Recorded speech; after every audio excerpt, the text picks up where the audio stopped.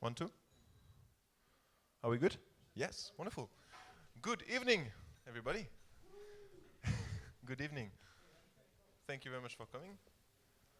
I hope you had already some nice drink and food. I saw some of you had. I'm very, very happy to welcome you to our very first, so this is at least my first organized meetup of the year. And I'm only expecting it to be awesome, so let's see how it goes. Without further ado, I will introduce Jan-Peter Dominic on stage. Jan-Peter, if you want to join me.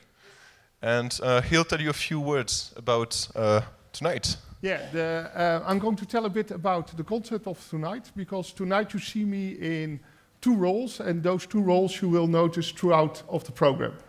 Because together with Harm and Max, we founded this IOTA community. So I am here from our IOTA community, but I'm also a challenge holder of one of the challenges of the biggest blockchain hackathon of the world. As you know, this hackathon, this meetup is all about finding building blocks and discover how we can use them and use them in different ways. So we have tonight two people who are going to present very inspiring building blocks. So this will be the first part of their presentation. And in the second part, we are going to explore as a community, what can we build with it? And to inspire us, we are going to use some challenges of this hackathon. And of course, you want to understand what is this hackathon. So we have Abe tonight here, who is going to tell us a bit about the hackathon. So it will be a lot of IOTA code, thinking as a community how we can use it, and maybe participate in the hackathon. I wish you a very interactive evening. Thank you very much. Thank you very much, JP. And before we go into the very, very hardcore stuff already, I invite you to very quickly, please take less than 30 seconds for this, shake hand with the person on your left or right. Do this now, quickly. Say hi, introduce yourself. Go ahead, go ahead.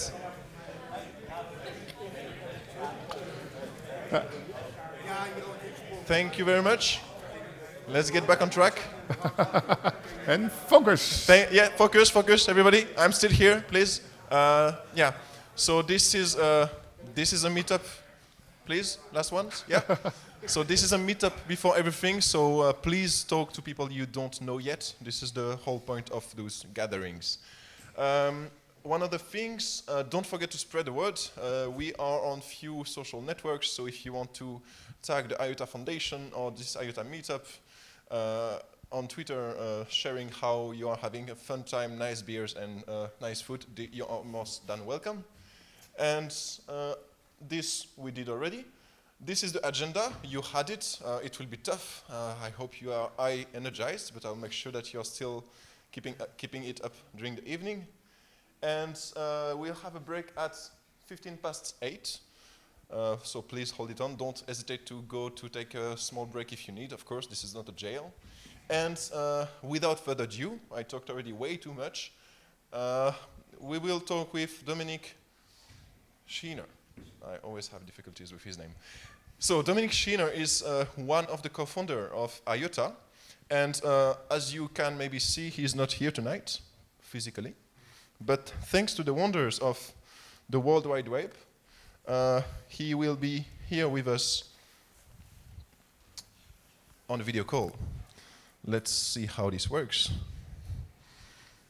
Yes, so this is me, wonderful. I love my face. I don't know if I can show something else.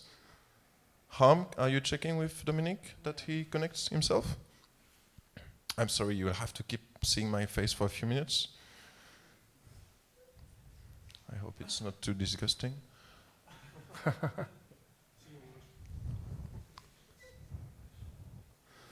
want to do that, yes. Harm? So Harm, that is sitting in the front row over there, not pointing, is the person JP talked about. with whom we created this meetup, and he is the one communicating with Dominic for now. So he is the guild person if this goes wrong. Just kidding. But more seriously, a bit of backstory. Harm was also part of the IOTA Foundation a few months ago. He says he's waiting for the host to start the... Yeah, this is the same thing. I'm here waiting for him. What? So let's see. Maybe manage participants? I'm. Yeah, manage. Yeah, I'm the host. I'm here. This is the link. Maybe. Yeah, this is the link I selected, so that's for sure. 725, 725. Yeah. That's. Maybe you need a different link? This is the correct link, that's for sure. We shared it already. I had the same issue with my phone when we tested it. So Yeah. did you do anything or it just happened? No, it just happened. But you did something with your phone? Yeah. Sorry. Problems of the direct. JP, can you hold the stage a few seconds for me? Yeah, of course. You're still plugged in if you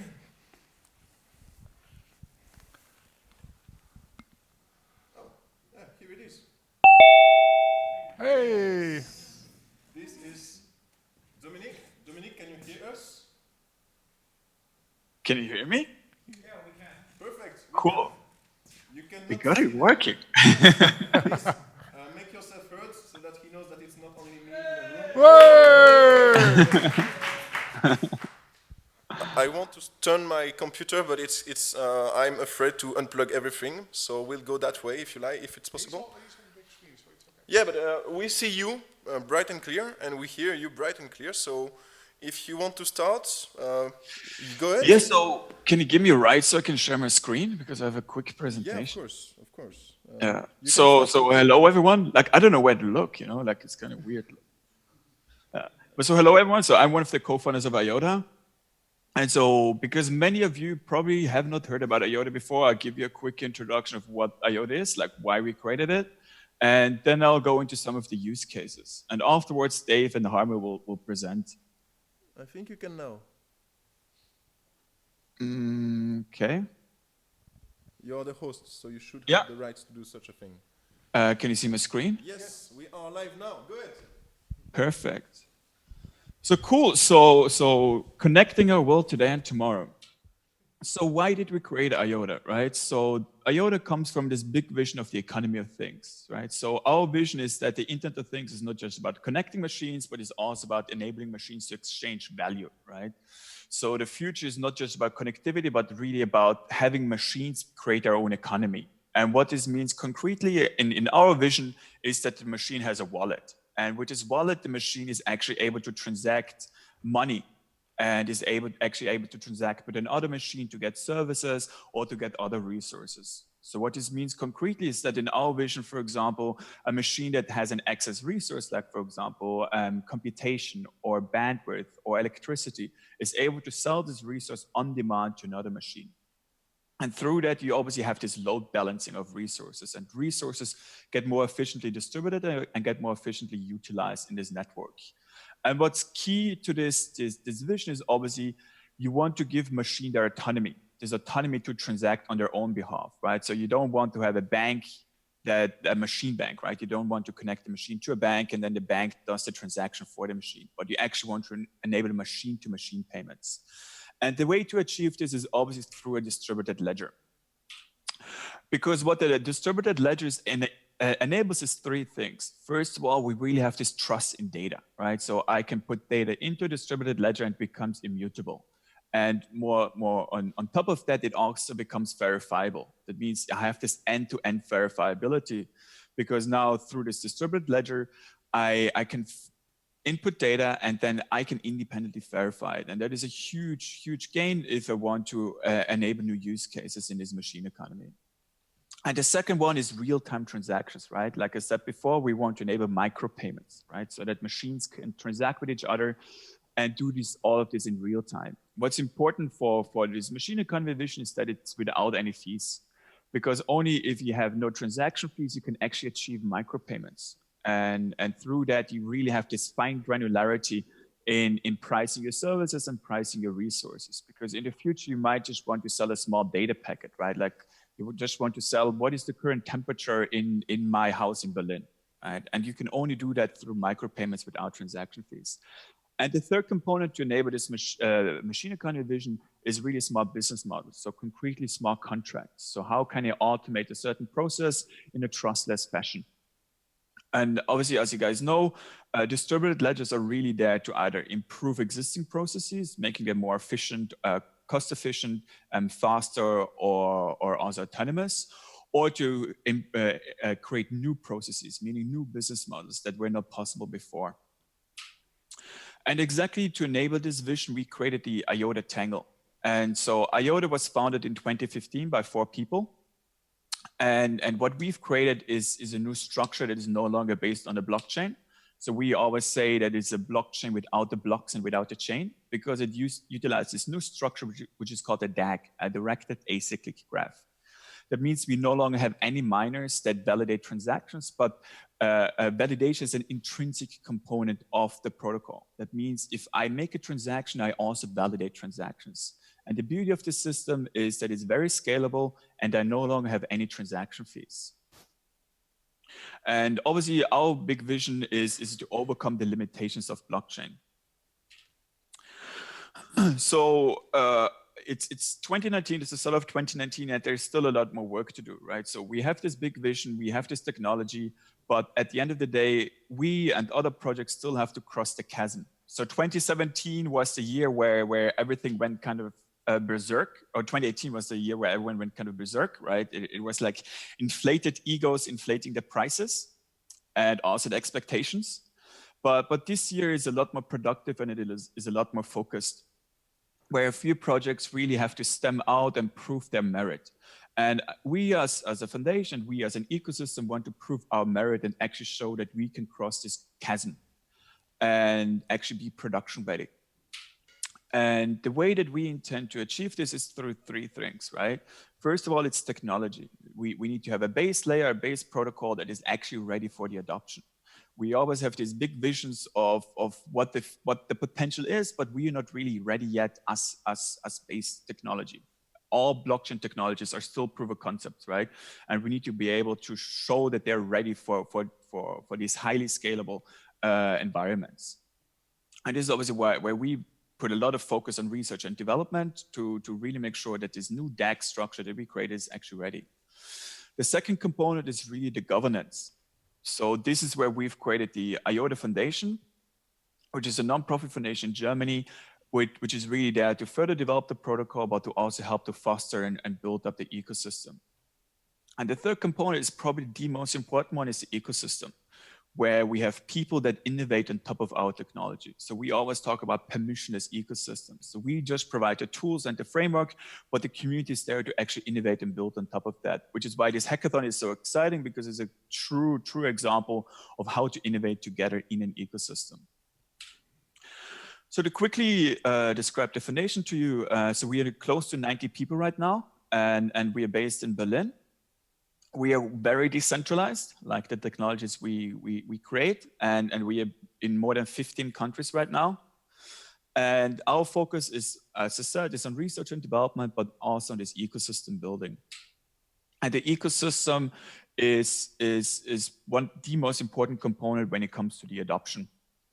So for one, we work with big companies and governments, but we also have a very large and active community that is building in this permissionless environment. And this is why the Odyssey hackathon is quite exciting, and why we are quite excited to participate there. So Dave will give you guys more information afterwards on what kind of things we will provide for the hackathon. But I think it's really exciting to see how this will play out, because I think this is the largest hackathon. I'm not sure how many people are actually participating, but I guess it's quite a lot. But it will be very exciting to see what kind of ideas will come out of this hackathon, because hackathons are probably the best way to actually innovate together, because for one, they're fun, and competitive, but for another, they're really this innovation testbed where you can start hacking around with a Raspberry Pi and just build a completely new idea that others couldn't imagine. And especially for us as founders and for us as a foundation, it's very interesting and very important to support these projects, because we as the creators, even though we have the best knowledge, we cannot imagine everything, right? So this is why you need to have this large community and this large ecosystem that can imagine further. And only by coming together, we can actually mash together a few ideas and then create it and see how it works and see what doesn't work and then bring it to life. And just to give you guys some inspiration, I want you to mention a few projects so you can also see what is possible. So the beautiful thing about IOTA is that it's really applicable in all of the industries. So it's applicable in mobility, like smart mobility, mobility as a service. It's applicable in smart energy, where you can do peer-to-peer energy trading, e-health, supply chain, industrial IT, where you can have secure audit trails and so on and so forth. A good example is, for example, Bytes.io, which is pay for bandwidth on demand. So that imagine having a gateway, and instead of having a subscription service to your telco provider, you are actually just paying per byte that you send through the gateway. And this is beautifully done with micropayments. And exactly this is where IoT will go to, where it's more an on-demand services instead of subscription services. And obviously connectivity is the most important one. And making it on demand really makes it possible for more machines to actually connect. Another great example is Pact.care, which is security in healthcare, basically being able to secure your healthcare data and being able to share it with third parties. Like I said before, the beauty of the Tangle is that you can encrypt the data and then share this data with third parties, making it verifiable and also proving the authenticity. And this basic principle of an audit trail can also be applied to manufacturing, right? Where you have a machine and you want to know what value chain did the product go through in a factory, and so on and so forth. And then you can actually share this data. Or supply chain is also a good example. So you can know where the good went through in the entire supply chain, and you can share this data with other parties and they can then verify it.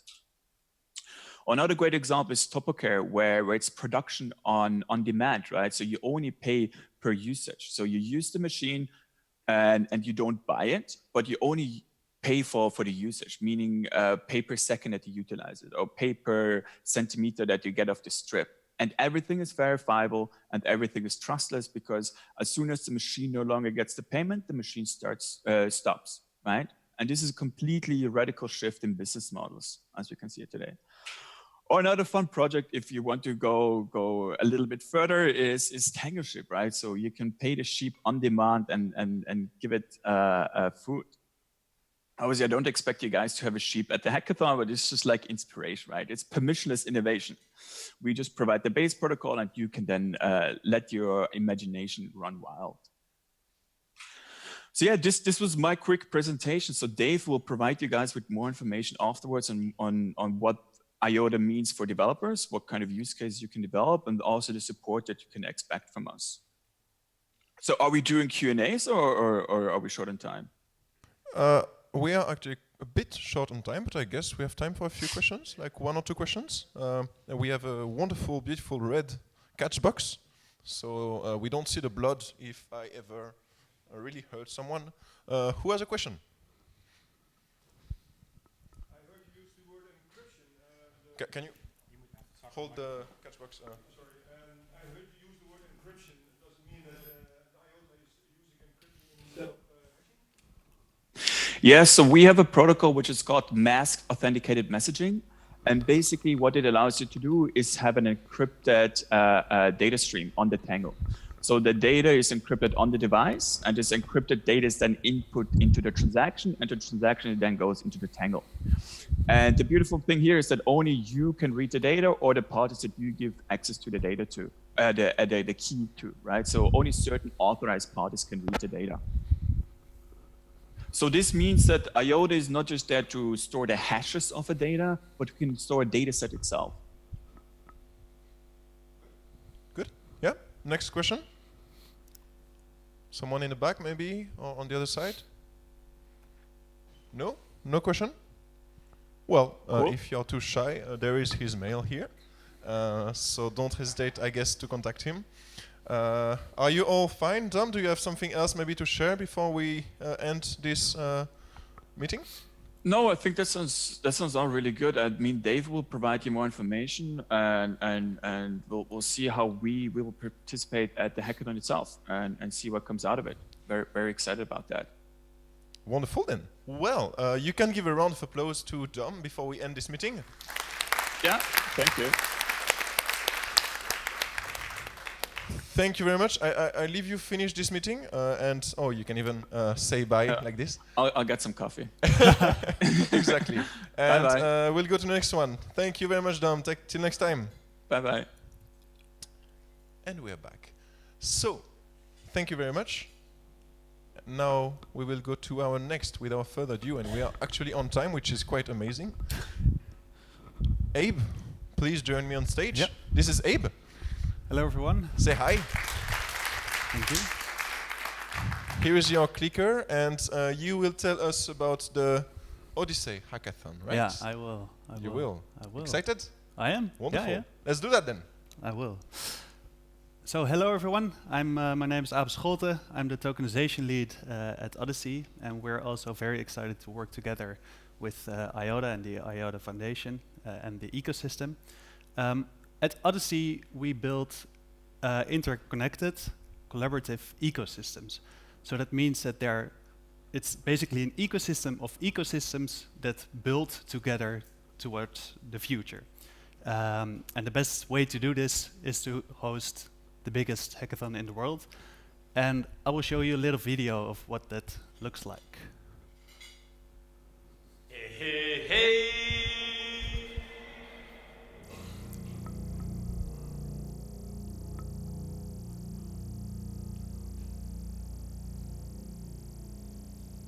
You're not into cryptocurrency to make a quick buck.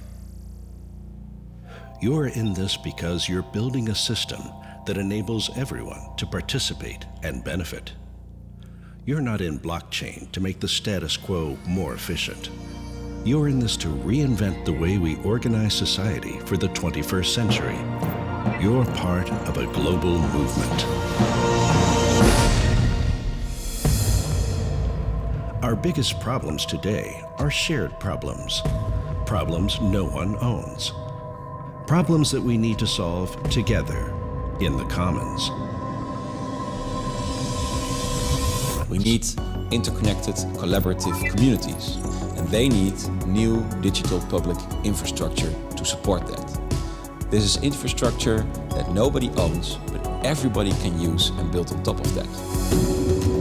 This April, 1,500 selected pioneers will be on the move from all over the world. You bring together the coders, you bring together people with the creative ideas and the potential clients, the businesses. So it's the government and the corporates.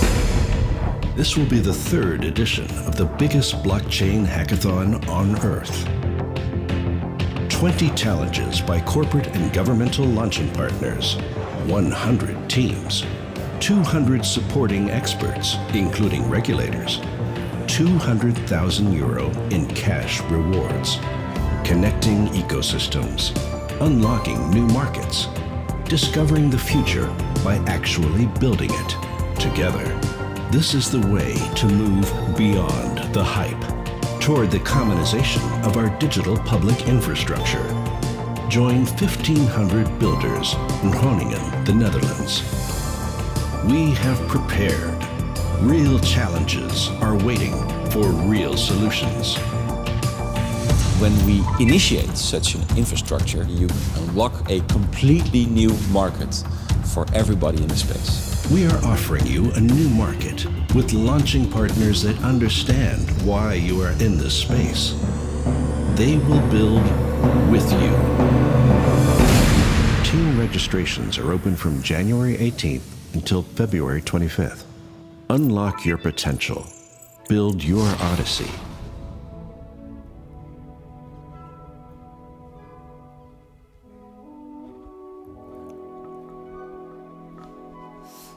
So, in summary, the hackathon is from April 11th until April 15th.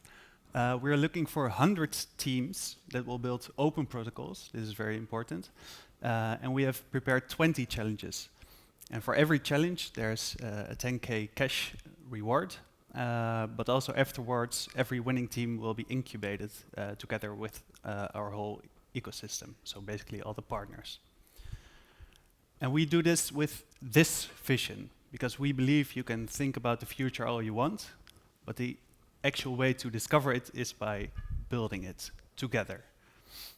And you can do this with blockchain and artificial intelligence and other types of technologies. But we believe that the most important thing is that you build commonized protocols. So a common protocol means that the protocol is owned by no one, but it can actually be used by everyone. So as long as we're building these protocols, you're opening up new markets and you're actually building solutions to problems that is owned by everyone. And it's not so new or difficult because everyone uses email. Email is not owned by anyone.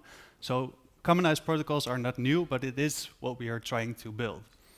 So last summer we started this odyssey, this venture in the half nights in the Ridderzaal in Den Haag, together with our whole ecosystem, to come up with these challenges. And these challenges, they should not be a problem that is owned by this particular organization, by a corporate, for example, but these challenges should be owned by everyone. Complex problems that are decentralized by nature. Because then if you build a commonized protocol as a solution, it actually makes sense. So we're already working with problems that are decentralized and complex in nature. And then with these challenges, we're looking for every stakeholder that has a direct tie to this problem, and we are inviting them as well. So all of our partners, they are challenge owners, but they have a whole consortium behind them that actually support the problem as well. They are users as well of this problem or of the potential solution. We are currently curating teams, so everyone that registers will be curated, and we're looking for teams that are open towards collaboration. And at the end, if a team wins at the hackathon, so there will be 20 winners, these are not the teams because they built the best solution, but also because they showed that they can collaborate in the best way. And afterwards, we incubate them together with our partners. So how can you get involved in this whole ecosystem? We have a whole bunch of events. The next one is the technical deep dive. And afterwards, our track deep dives, which are 10 events in 4 days. It's quite crazy, all over the Netherlands. So first, the technical deep dive. It's not on this flyer yet because it was announced today, actually just a few minutes ago by Dominic, but IOTA will be present here too, and David will give a lecture as well. So we have a great lineup of keynote speakers. These speakers, these talks are not sponsored. Admission is free, and this event is actually the way to get into the hackathon, because at this event you can talk to all the challenge owners, they are there, and you can meet potential teammates. So make sure you register for this event. This is probably the most important one. Afterwards, if you've chosen a challenge as a team, you can go to a dedicated track deep dive. So here you can see all the challenge owners and all the locations where they're at, and here are the challenges. We actually have a own challenge this year because we believe we're building this protocol ourselves, but it should be, yeah? Yeah, most definitely, yeah. And this is also everywhere. It's everywhere, yeah. No, but this is online as well. But I'll make sure that the slides are on the meetup website, so you can check them. This year we also have our own challenge where we want to tokenize our whole ecosystem. It's quite an interesting challenge. If you want to know more about it, talk to me, because I'm the challenge owner of this challenge. And And for the hackathon itself, the registrations open at January 18th until the February of the 25th of February. And you need to have a team of 5 or 6 people, not less, not more. So thank you all very much for listening. This is the technical deep dive. Really make sure you're here. After this event, I'll be sitting in the other room. And if you have any questions about the event or this track deep dive, come to me and I can even help you register for this event. Thank you very much. Yeah. Thank you very much, Abe. Yeah, don't go too far. I will take your headset in a minute, but you can go. I'll invite right now Harm, Van den Brink, and Ton Smets. You can come on stage already. I invite you to introduce yourself because there is a video which I just received and I want to show before you talk. So, here's a microphone. Okay, perfect. Thank you. Please introduce yourself. Okay, Ton, you can. Yeah.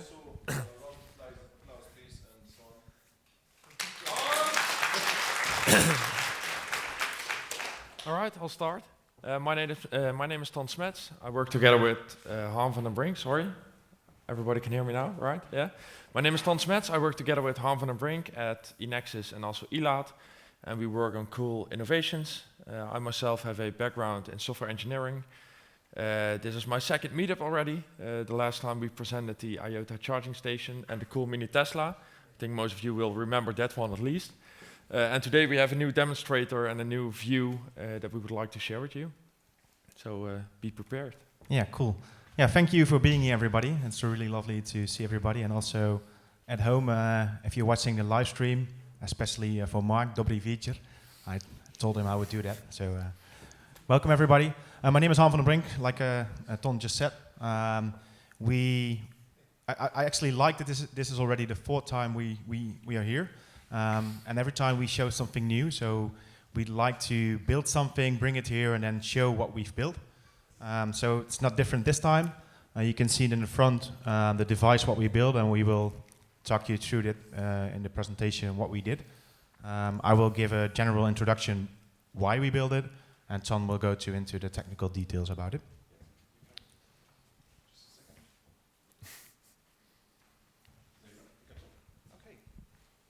Works? It should. I don't hear myself like I did before, but it's gonna change, I guess. Yeah, that works now. Okay, I have a clicker. So what we talk about today is that we will talk about a self-balancing grid. And you might ask, what the heck is that? But we will tell you about it, what it is, and explain a bit more about it. But first I would like to thank the 2 companies that made this, or companies that made this possible. One is ELAAD, it's a foundation on e-mobility, all sorts of protocols, technical innovations, and even charging stations we placed. So that's the first one I would like to thank. And the other one is Enexis, who made it possible to actually be here and to create this demonstrator to show what kind of innovative things you can do if you use a distributed ledger. And a special thanks to my colleague Klaas van Zuren, who built that device, the physical one, with all the hardware and stuff and everything inside. He's a real genius in building such a thing, so I would like to especially thank him for that. And to start with, why, as Enexis and ELAAD, are we looking at these kind of things? Why do we do it? Why do we even build stuff like this? Well, if you look in where the market is going, and if you look at, for example, our focus at ELAAD, charging stations, electric vehicles, you see that the number of charging stations is increasing, not exponentially, but kind of linear. And the same thing is now happening with electric vehicles. You can see, can I point? Yes. You can see this one. This is the battery electric vehicle. So you have the plug-in hybrids, the ones who actually cheated a bit, only for tax reasons probably they were bought. But what you see now is that the battery electric vehicles are being bought more and more and more. This means that we need to deliver much more energy using our grid. And this means that for Enexis, like a grid operator, we need to come up with different solutions to charge every car in the future, especially when everybody will be driving electric and everybody needs to charge in the morning or in the evening when they come home or they arrive at work. That's a whole change in the way we use the grid, especially when you think of that we put the cables in the ground like 50 or 60 years ago. So 50 or 60 years ago, we weren't thinking about electric cars. Well, maybe we were, but then we switched to gas and to all kinds of different fossil fuels. So we need to be prepared to the future where we need to deliver that amount of energy when everybody needs to drive their cars. And since we're combining the mobility market with the electricity market or the grid, you are actually combining two critical infrastructures together. So we really need to think about how are we going to deal with this and what's the best solution. So we need to come up with innovative solutions to make that network very resilient. So I talked about this, but the thing is that we not only start charging our electric cars, but we also become what we call a prosumer. We don't always buy the energy, we even produce the energy ourselves. And that's what you see happening in the grid. People are buying are buying solar panels, especially, for example, in the north of the Netherlands, where they are putting huge amounts of solar panels on their roof. And you see that we have a challenge in that grid, because usually when the sun is shining, people are not home and using the energy. They are only using that energy in the morning or at night when the sun is usually not shining. And everything gets connected. So we are connecting a lot of different devices. Everything is remotely controllable. So you also add ICT in that network, which means that you get cybersecurity challenges.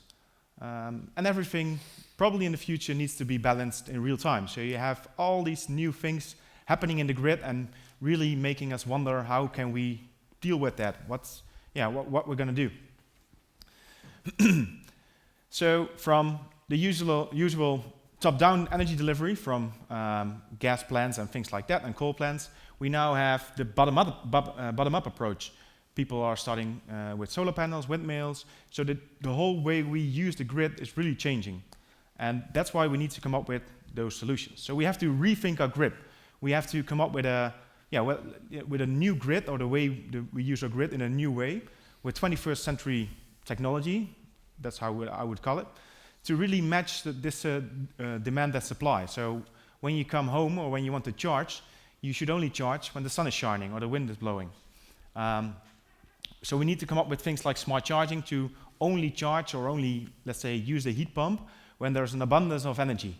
And that could differ from minute to minute or even quarter to quarter, an hour. And the way we see this could be done is to come up with what we call self-sustainable islands. Let's say in your neighborhood, when you become an island where everybody who can produce energy and store energy, this whole island can be self-sustainable. So you charge the batteries during the day, and in the night you use the same energy from that battery. And that whole neighborhood could be self-sustainable. And if you connect multiple of these islands together, you get a very resilient network, because all these islands can be self-sustainable by itself. So if one just fails by delivering energy, the others could probably help. So if you build this up, it would become a real resilient network like we don't know it right now.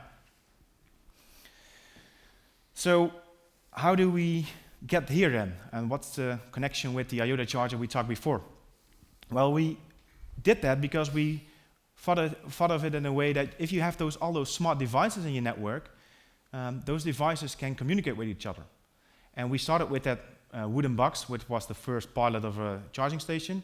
Then we had the charger really outside, and it's still there. So if you want to visit us in Arnhem, you're welcome to come by. It's actually there, and you can always use and see it. To move into a smart device and integrate that smart device into our even becoming smarter grids. So the way we see is that if you have autonomous devices in your grid that it can decide by itself to use energy or to discharge or to give energy back to the network, and those devices can forecast their energy need, you get much more smarter networks than what we call a smart grid right now. And what makes those grids smart? It's devices that are connected to the grid. Those are the ones that make that grid smart. So that's the way we see it, and that's what we try to build here. So what if we can ask devices to behave in a certain way that actually helps or benefits the grid? That's what we're talking about today. And it's all about energy sharing, grid balance. And if you do that, everything has to be administered. Everything needs to be stored and saved, and everything needs to be paid for. So we thought, we need something to do that, especially if you think of decentralized islands that are running on their own, and you have multiple of them. You have to have some sort of solution that works. So that's where a DLT like IOTA comes in.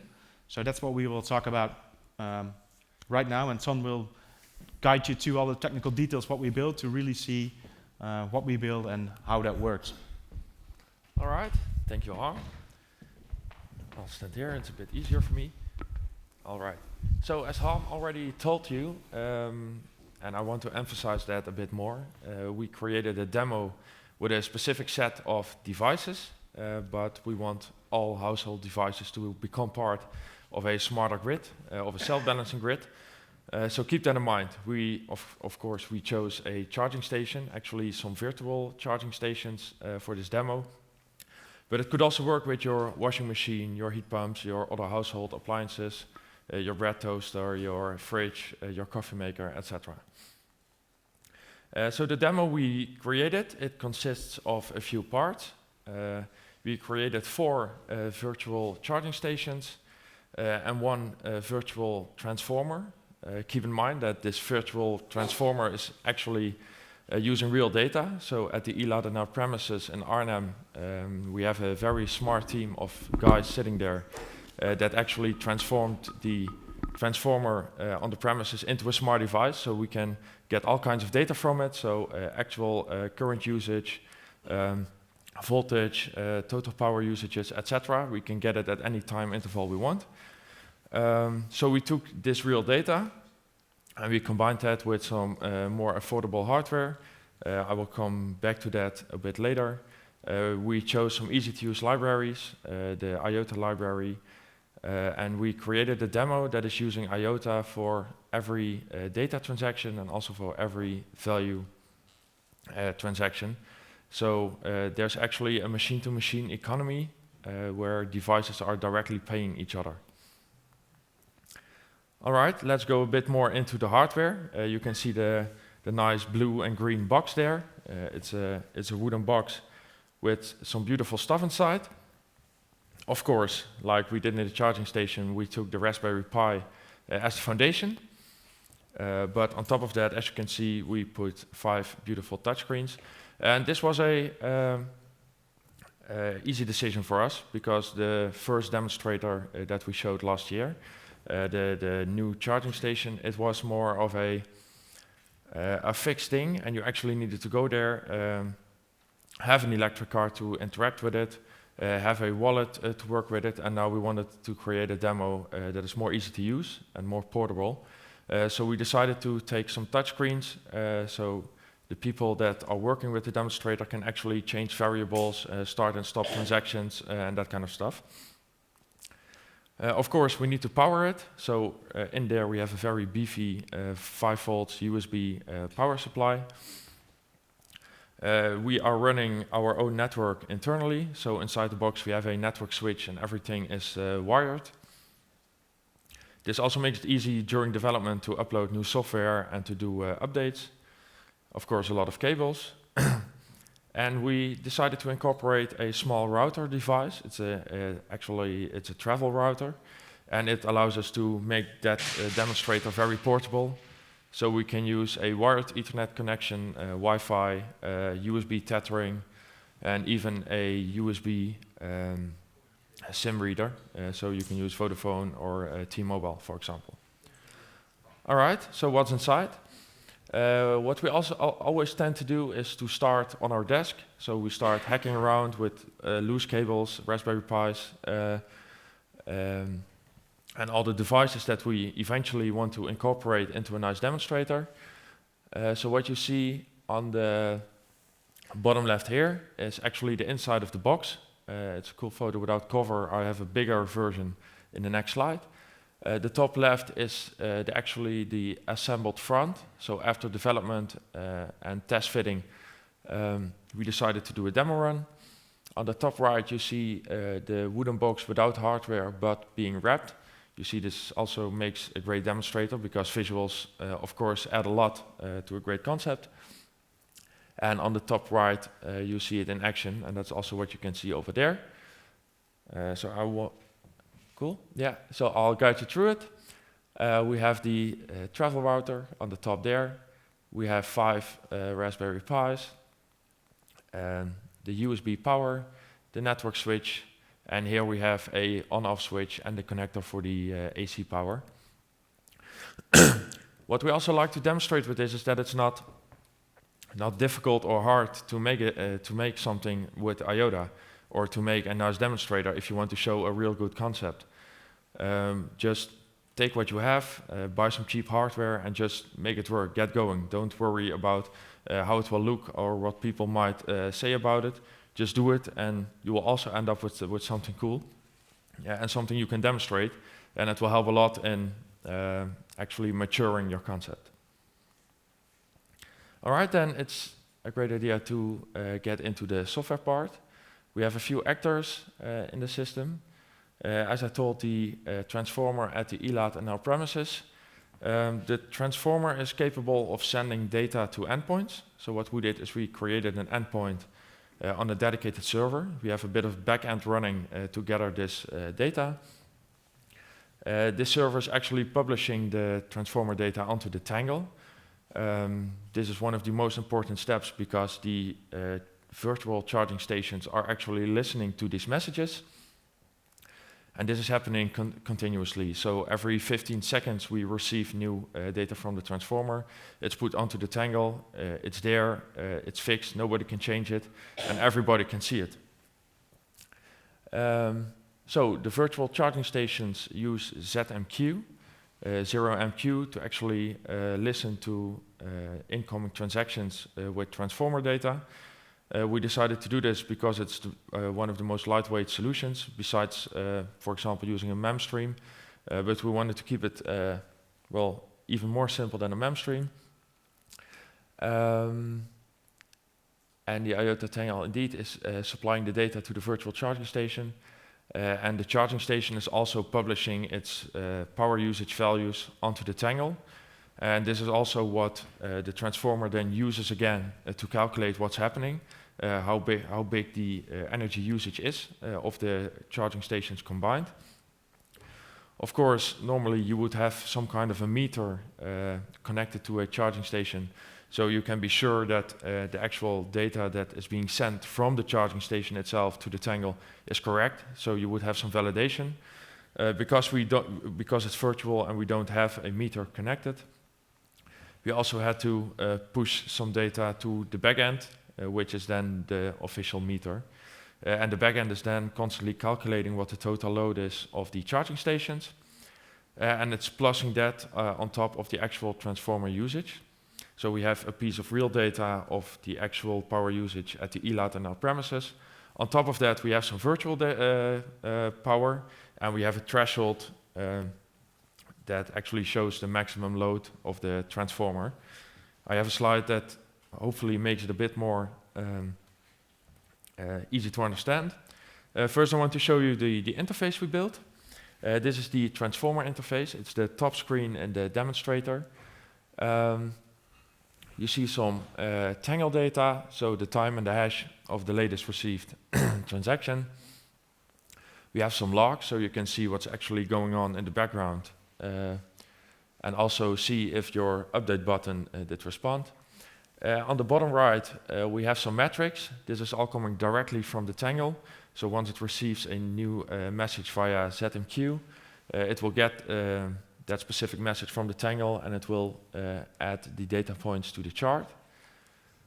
The top left actually shows the total load of the transformer and also the transformer limit. And because we built a demonstrator, we made a sliding bar to actually make it a bit more variable. So while giving a demo, you can just slide with the slider to update the threshold. And what will happen then is that you will see that the charging stations will receive messages. Hey, I'm getting to the threshold. I'm getting to my maximum power. Please scale down by 15%, 20%. And you will also see that the charging stations react. We also have the charging station itself, of course. A part of the data is the same. What's different is that you have controls, so you can actually start and stop charging sessions. You have some more information. So on startup, a virtual charging station will get a set of properties. It will get a configuration.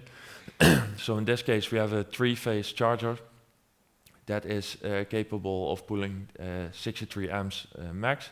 It's quite a beefy charger. And also the Tangle data. So because it is machine-to-machine, you will also see that every actor in this demonstrator has its own wallet. So this charging station has funds. And it's also possible that funds are not confirmed yet, and you will see them within the brackets. And once they are confirmed, they get added to the actual funds of the charging station. We also have some logging, but it's cool, I think, afterwards, after our presentation, people can take a look and ask some more questions. All right, control logic. So as I told, we have a few types of data. We have a threshold. This is the absolute maximum that the transformer can go in terms of power usage and also power delivery. We have some general load. This is the actual load of the ELAADNL premises. So we cannot do anything with that. So if the threshold would be close to the load that we already have there, we are practically unable to adjust the power usage of the charging stations to get below this threshold. So that's something we had to work with. And on top of that, we have some space that we can actually use for the chargers to charge cars. Of course, it's virtual, so it's just numbers and graphs, but I think it really shows the potential of this technology. So what's happening? We have a car that plugs in, we have some load, and that's fine. As long as we stay underneath this threshold, nothing special happens. The car can charge at maximum capacity, no worries.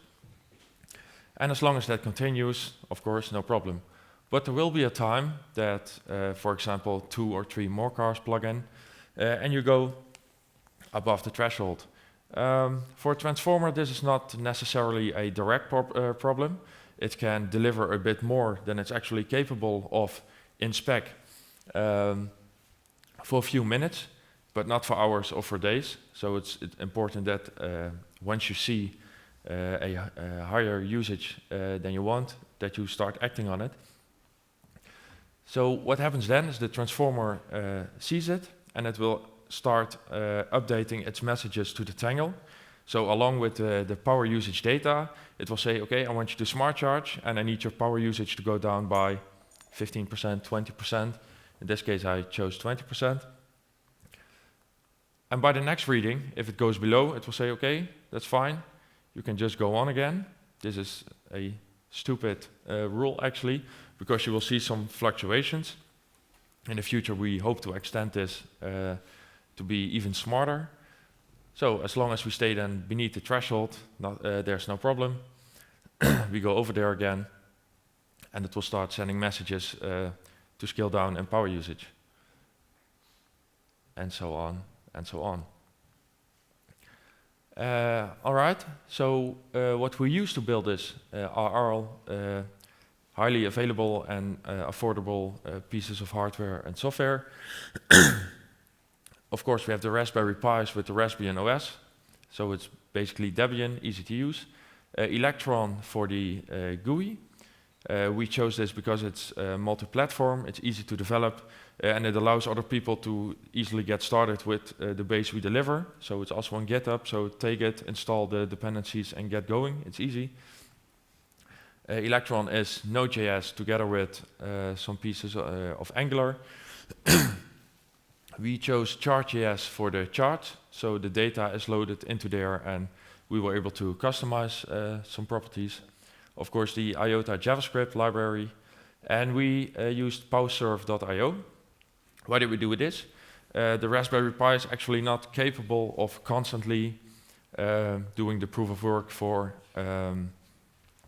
making transactions and generating addresses. So we decided to offload some of that work to powserve. So if we make a transaction on a Raspberry, the actual heavy lifting is done over there. At the beginning of the meetup, I published, or I changed the repository from private to public. So please find it, get started, do stuff with the base we deliver to you, and I would like to hear how you like it. And if possible, I would like to add a few more notes. Sure. There will be a Medium blog post about this, so everything will be written down in much more detail. You can watch it after this meetup. And I would like to stress the cool thing about this, because we showed that we in this demo have virtual charging stations that adjust the energy consumption, but it could be any device. It could be a heat pump, could be a stationary battery that changes the load over time.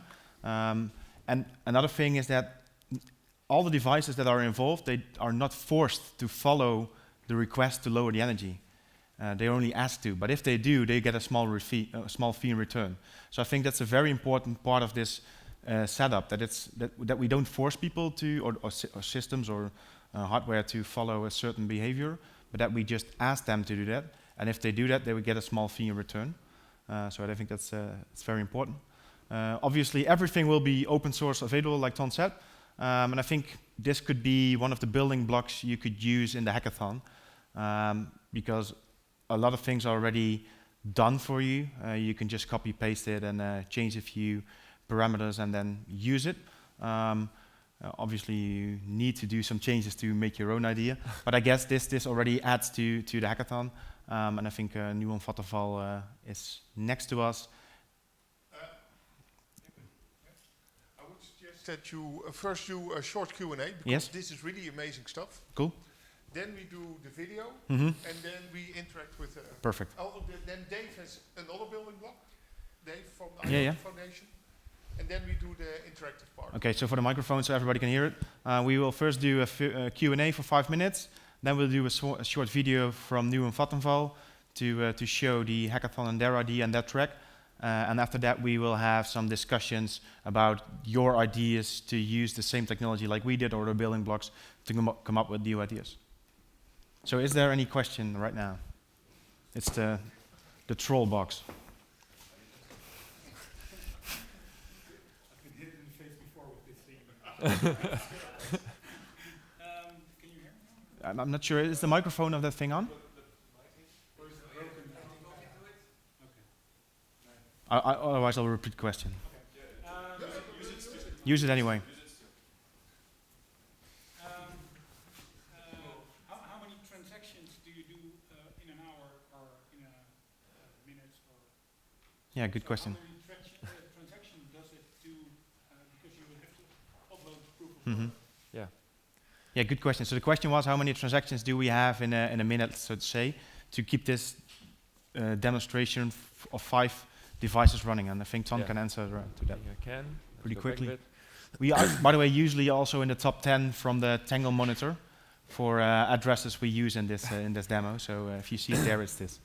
Yeah, we do quite a lot of transactions. This loop is running every 30 seconds, but it's 0 value, so that's not a problem. The Raspberry Pi is very easy capable of doing that. This is next to the Tangle, so this is just a HTTP post. But what's happening here is the heavy part. Once the transformer actually, this one, but we see it here. Once the transformer sees that a charging station did listen to its request, it calculates a small reward actually for the charger, and it will keep that in mind. And then every 10 minutes, what it does, it will combine all these transactions into one big bundle. So depending on the amount of virtual chargers that you have, this bundle can get really, really big, and it will throw that directly to the IOTA Tangle. And what we saw is that it takes quite some time to get that bundle through. And actually, the charging stations themselves are also sending data constantly to the Tangle. So I think every 15 seconds, a message is sent to the Tangle. And besides running the GUI and sending the messages, it was just a bit too heavy. And we were able to, make it work with just this bit of offloading. Yeah. So I would say like once every 5 seconds, at least a transaction from one of those devices. But it's up to the devices to do that. By the way, we had the cool thing to just add. This is a wooden box and it's all closed. We thought that's cool because then it's all closed and you can destroy it. But when you put in multiple Raspberry Pis that have to calculate a lot of things and updating charts, it gets really quickly very hot. So we had some throttling before. So those are the things you also run into when you start to developing things like that. So keep that in mind. We didn't. There's a question. My question is the charge points. Do they equally go up or down when the transformers has no energy left, or can you prioritize on charge points, for example? Yeah, in this demo, we didn't prioritize in which charging station should go up and should go down. It was just a general request from the transformer to go up by, or to go down by 20%, so to say. And it's up to the devices to listen or not, and those devices all listen, but you could change that. And actually, what Ton already said, because we had an algorithm which is not really smart, so it starts oscillating over time, because it doesn't do an error check, so you don't have an error check in how much you should go up or down over time. So that's something you could really change in the next version, and even prioritize, that's for sure. So, but to answer your question, no, there's no prioritization, but it's a good thing. It should be maybe in the next version. Yep. One last question. Watch out. There it is. Yes, I have a question regarding the data you sent to the Tangle. I assume you are running your own node. Yeah, multiple. Yeah. Okay. If you're sending multiple transactions per minute, so there's a lot of data stored on the Tangle, on your node. Mm-hmm. What happens during a snapshot? Yeah, that's actually a good thing. We actually run into one of those things because if you want to look up data before the snapshot happened, it's not there anymore. But depending on the node you request, it can be there. And that's the thing IOTA needs in the future, and already people are already storing that, is all the history data of all the transactions over time. So what we call permanodes. Yeah, but you are not applying a snapshot because otherwise all your data is. Yeah, true. Yeah. So you are in fact your own permanode. Yes, and I think everybody who runs a node gets the same data, so everybody is storing actually all the data we are sending around in here. Because usually people try this on testnet. Or DevNet, I should call it DevNet, Dave, right? Sorry. Try it on DevNet, but we don't want to test it on DevNet. We want to have this on mainnet. So because we want to experience the real things that you face once you do this. And if you really want to build something that should work for real, you have to use the real mainnet to face all those challenges. So that's why we did it on mainnet, and so that's why every node now has to store all the information we send around, even right now running this demo. So how large is your disk space? Pretty big. Okay. Another question is regarding the root key. Yes. Because all parties must know the root key from the ELAAD transformer. Yeah, that's the thing. So how do you send the, because at this moment, the root key must be known by the virtual charging station. Yeah. So at some point, okay, you can give it to the virtual charging station, but maybe in the future you want to change it. How do you send this root key over then? Yeah, that's a very good question, especially because we don't call it a root key, but just the address to listen to. This is just one device, and with all known devices and all known transformers, and it's just one transformer with 4 devices. But if you scale this up with multiple transformers and multiple devices in different areas of the grid, you have to know the different addresses of all those transformers to really listen to the right one, because if you listen to this one in your own grid, it will probably not work. So those are the things we didn't cover in this proof of concept, but that's a very important thing to come up with and to deal with if you really want to scale this up. How to know the right address to listen to, and how to get involved in that sub-network or island, so to say, of that network. That's a very important thing. Okay, one last question. Sure. You're using mask authentication messaging? No, we're not using it We're just sending plain text messages, so everybody can see what's inside the messages, because we want people to really see this. Okay. And because the transformer has its own address, the devices can listen to that address, and everybody can send to that address all the information needed. So that's the way we did it right now. Okay, that's okay. Now I understand that you can charge because in the in mask authentic messaging you cannot how do you say it? Pay. There's no payment method included in. No, but you could use the same addresses to make a payment. But there is no payment included in mask authenticated messaging, no. All right. Okay. Thanks. So, any more? I think the questions, the video. You can give them a round of applause still.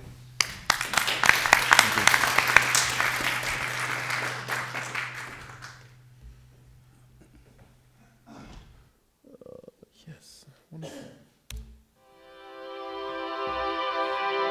At Vattenfall, we want to be fossil-free in 1 generation, and we see a huge challenge in transportation. The transportation is now currently using a lot of fossil fuel, and we want to get rid of it. We want to look at a solution that is using the car as a virtual power plant. Not only for charging the car, but also for feeding back into the grid. For the solution, we are looking for startups, people that are pre-startup or in an SME level appliance.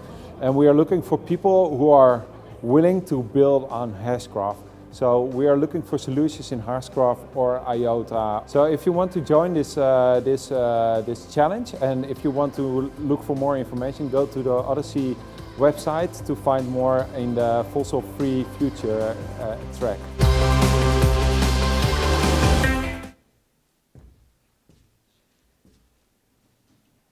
Yeah, is it working? Yeah. So this was Michiel Sintny, and he's a challenge owner on the Odyssey track, and he's a challenge owner who has a challenge very, very much linked to what Harm and Ton are doing. So this is all here to give you inspiration on what could be done and what could be used on this hackathon. And right now I would like to invite Dave on stage. I will, Dave, give you this microphone. Dave is, you can give him a round of applause. Yeah, thank you very much, Harm. You guys are great. Thank you very much. So, right now, I will go back to my slides. Dave will speak twice, actually, tonight. And this is the first really tiny bit, where he will tell you a bit about something linked with what Harm and Ton just did. Yeah, so good evening. My name is Dave the Fighter. I will be telling a little bit about high mobility and IOTA. So we'll just do a bit of a short presentation about a use case you can build with IOTA and high mobility, a building block basically. It's about connecting cars to the Tangle. What is high mobility? It's a normalized way to interact with different types of cars. So say you want to build something, you want to build an application that interacts with a car directly. You have all kinds of brands, you have all kinds of models. They all have different kinds of ways to talk to them, different APIs, if they even have APIs at all. It will be very hard for you if you're an individual app developer to build an application that's suitable for multiple cars. High Mobility is a company that is providing a service which actually allows you to talk to a single API endpoint and interact with various types of cars. Doesn't matter what kind of brand it is, what kind of model, what kind of features it has. It all does it in a normalized way. And in combination with IOTA, you can do some really cool stuff with that. They have some SDKs for both JavaScript and mobile available, and a regular REST API as well. So it's really easy to get going with it. It only takes a couple of hours to get your proof of concept in the air. And another cool thing they have is emulators, simulators. You don't actually need a car to develop on top of this. You have a virtual car available, and that's what we'll look at right now. So here we have a virtual Porsche. Yeah, it's a model with some features on top of it, which tell you that the lights are on or off, or if it's unlocked. You have some capabilities on the side as well. This list goes on and on. It tells you everything about the car. And you can change this here as well. You have a console right here, which indicates what is going on, and everything you do through the API or SDK is logged right here in the console. So this emulator is available for all the different kinds of vehicles connected through the High Mobility API. So you can test all kinds of cars without having physical access to them, which is pretty cool to work with. If you want to try this out, there are some resources we have available for that. We built a charger blueprint. So what this does, it's demonstrated right here in this tiny image. You have a car, a virtual car, which is connected to a virtual charger. And the moment you plug it in, the car actually has a wallet. It starts paying the charging station for the charge. The charging station receives the pay, provides some power to the car, and it all does is by just plugging it in. You don't have to send IOTA yourself. The car is doing it by its own. This is something you can try it yourself, the blueprint we have available. We have another blueprint for masked authenticated messaging. In this blueprint, we will create some kind of audit trail. So, for example, in this blueprint, our car sends the location every 30 seconds to the Tangle over masked authenticated messaging in a encrypted form. So only the people with access to the data can actually decrypt it. And because it's stored or transferred through the IOTA Tangle, you can always know that it hasn't been tampered with, and it's always stored somewhere. So this is pretty cool stuff which can be used for several use cases. Where can you find these blueprints? They're both on the High Mobility website and GitHub. You can create a free account there. You will see a little IOTA logo on the side. Click it, and you will have some articles about these blueprints and what's available. I also did a couple of live streams demonstrating how to interact with the API through Python. Those are available as well. Just hit me up on Discord, and I will send them to you. And we have a webinar recording in our High Mobility Discord channel as well. This is a webinar I did with the CTO of High Mobility and Terry Shane from Biotosphere, and here we discussed the possibilities of this system together with IOTA. It was quite an interesting conversation. Some of you might have seen it. And yeah, for some more information, check out highmobility.com or our Discord channel. And I will be talking a bit more about IOTA later on this evening. Thank you for your attention. Thank you very much, Dave. And as some of you might have followed, this is now time for break. So you deserve it? Yeah. What do you mean?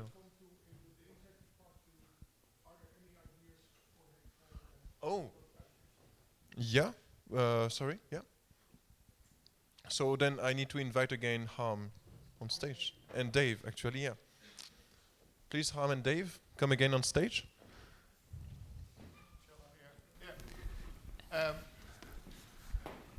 I just want to have, because we now have all those brain power here and all those building blocks here, and you are sitting here with maybe your own ideas. We have Dominic Schiener inviting you to the hackathon, and the promise that the IOTA Foundation will help you. So I wanted to use this moment to see if somebody sees possibility of interacting with these building blocks, has questions about it, because then we can, we now have all the people here, basically. So looking at this, we already had some problems that had to be tackled. Are there some ideas on that, or do you have your own ideas? Let's have a round of discussion and see what we can build. And then, of course, we need the first one who is brave and starts to. It can start with a question, for example. Yeah. Or other ideas to enhance. Yeah. Do we know what Nuon Vattenfall is offering as of data, hardware, for example, in their challenges? Because they want to use, let's say, a charging or a car as a stationary battery. Yeah, I know they are thinking about bringing 2 cars, but the great thing is we are pre their deep dive. So I believe their deep dive on their challenge is February 7th. So if we have a great idea and we need building block A for this, we can go to the deep dive and say, we need this. We as an IOTA community are preparing before the hackathon. All the other people almost do not know there is a hackathon, who are waiting for the deep dive on February 4th. We have a chance to already gather around and gather ideas. It's the biggest blockchain hackathon of the world. It's an incredible stage. So let's show as a community what we can build there. And I think you don't have to even be a developer to help. You can also have just the idea or the connections to get things working. But is there anybody who wants to be involved in that or wants to help, or is there anybody who's looking for a team? This is your chance, I guess, to get involved. Yeah. And if you're still thinking about it, then it is also okay. Then we go to the break, because we are very early in the process. Yeah? Good. Thank you.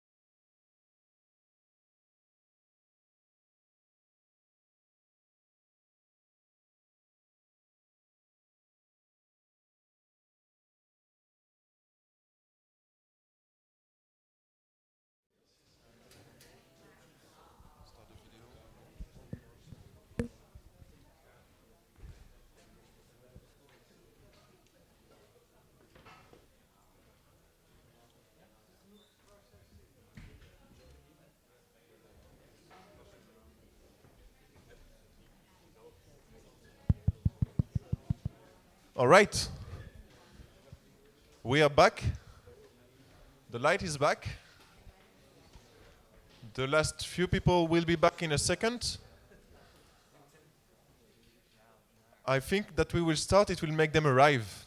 This is always the way things have to happen, right? So, thank you very much for coming back. I hope you had some nice beer, because this is now the last sprint. We are in our last part of the evening, the second part. And this is the schedule that we will try to follow more or less. You can already see that we are not really good on track, but I mean, who cares, right?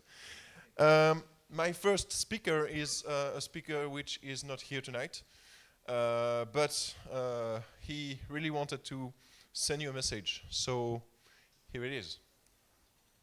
Hi, my name is Hans Rob de Reus. I'm with the Minister of Interior, and I'm very excited about our challenge, Next Level Digital Identity. We invite you to bring out your best teams to make a solution for our challenge. Our challenge is all about proving your digital identity. When you're on the street and an officer, police officer, asks you to prove who you are, you show him your passport or your identity card. It's in real life. But how do you prove your identity in a digital world? That's our challenge. Make a solution that you can use as a citizen, all citizens of Holland, you can use on the internet to prove who you are when you will want to do business with the government. It has to be a very high secure level of trust. We like to demand the EIDAS level substantial as a guideline. So in essence, we ask you to make a solution that requires level substantial of EIDAS and is also very user-friendly, and in all respect it can be used for all citizens in Holland. We are very excited about it, and we like to invite you to visit the website for more information about this challenge. I wish you very good luck.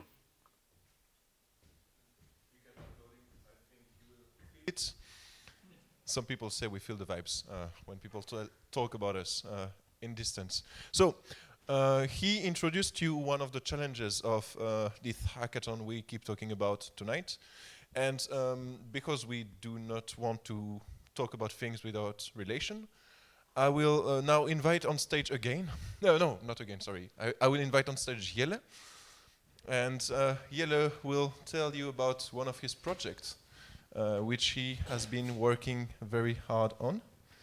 And for this, I will need to switch slides. And there we go. Is that the clicker? Jelle, the clicker is yours. And Thank now you. I'm off. The floor is yours.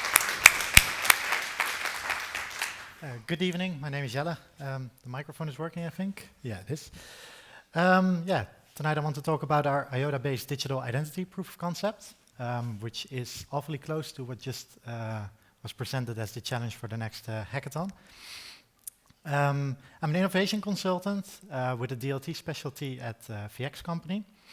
In short, VX Company is a 30-year-old software development partner in the Netherlands for customized software, which means that a company just has a question for a piece of software and we develop it to what they need, not some specific package, but we make it for them.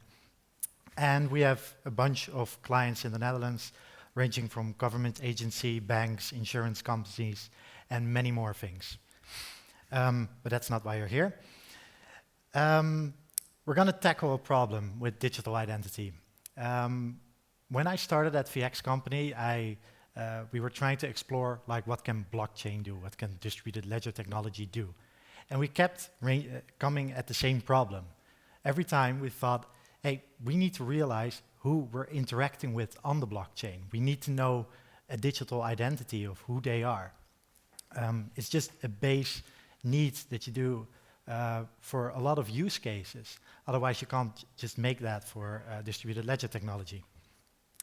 So one of the problems that we're trying to tackle with digital identity is personal data management. Very often we're talking about how we're going to try to make a centralized application more decentralized. In this case, personal data management is not centralized. It's just utter chaos. In my wallet, I have 12 different cards for all kind of things that I have to continuously drag with me. According to Google Passwords, I have 113 online accounts.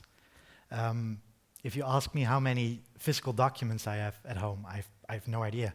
If you need it, I'll need to dig in some boxes to actually find something and then deliver it to you. So this is just pure chaos. Something else is once I actually gather my own data and I try to present that to a company that needs to know something about me, it takes a long time for them to know if that data is actually true. It's very slow to verify. This is why it takes sometimes more than a week or months to do some of the things like a know your customer process at a bank.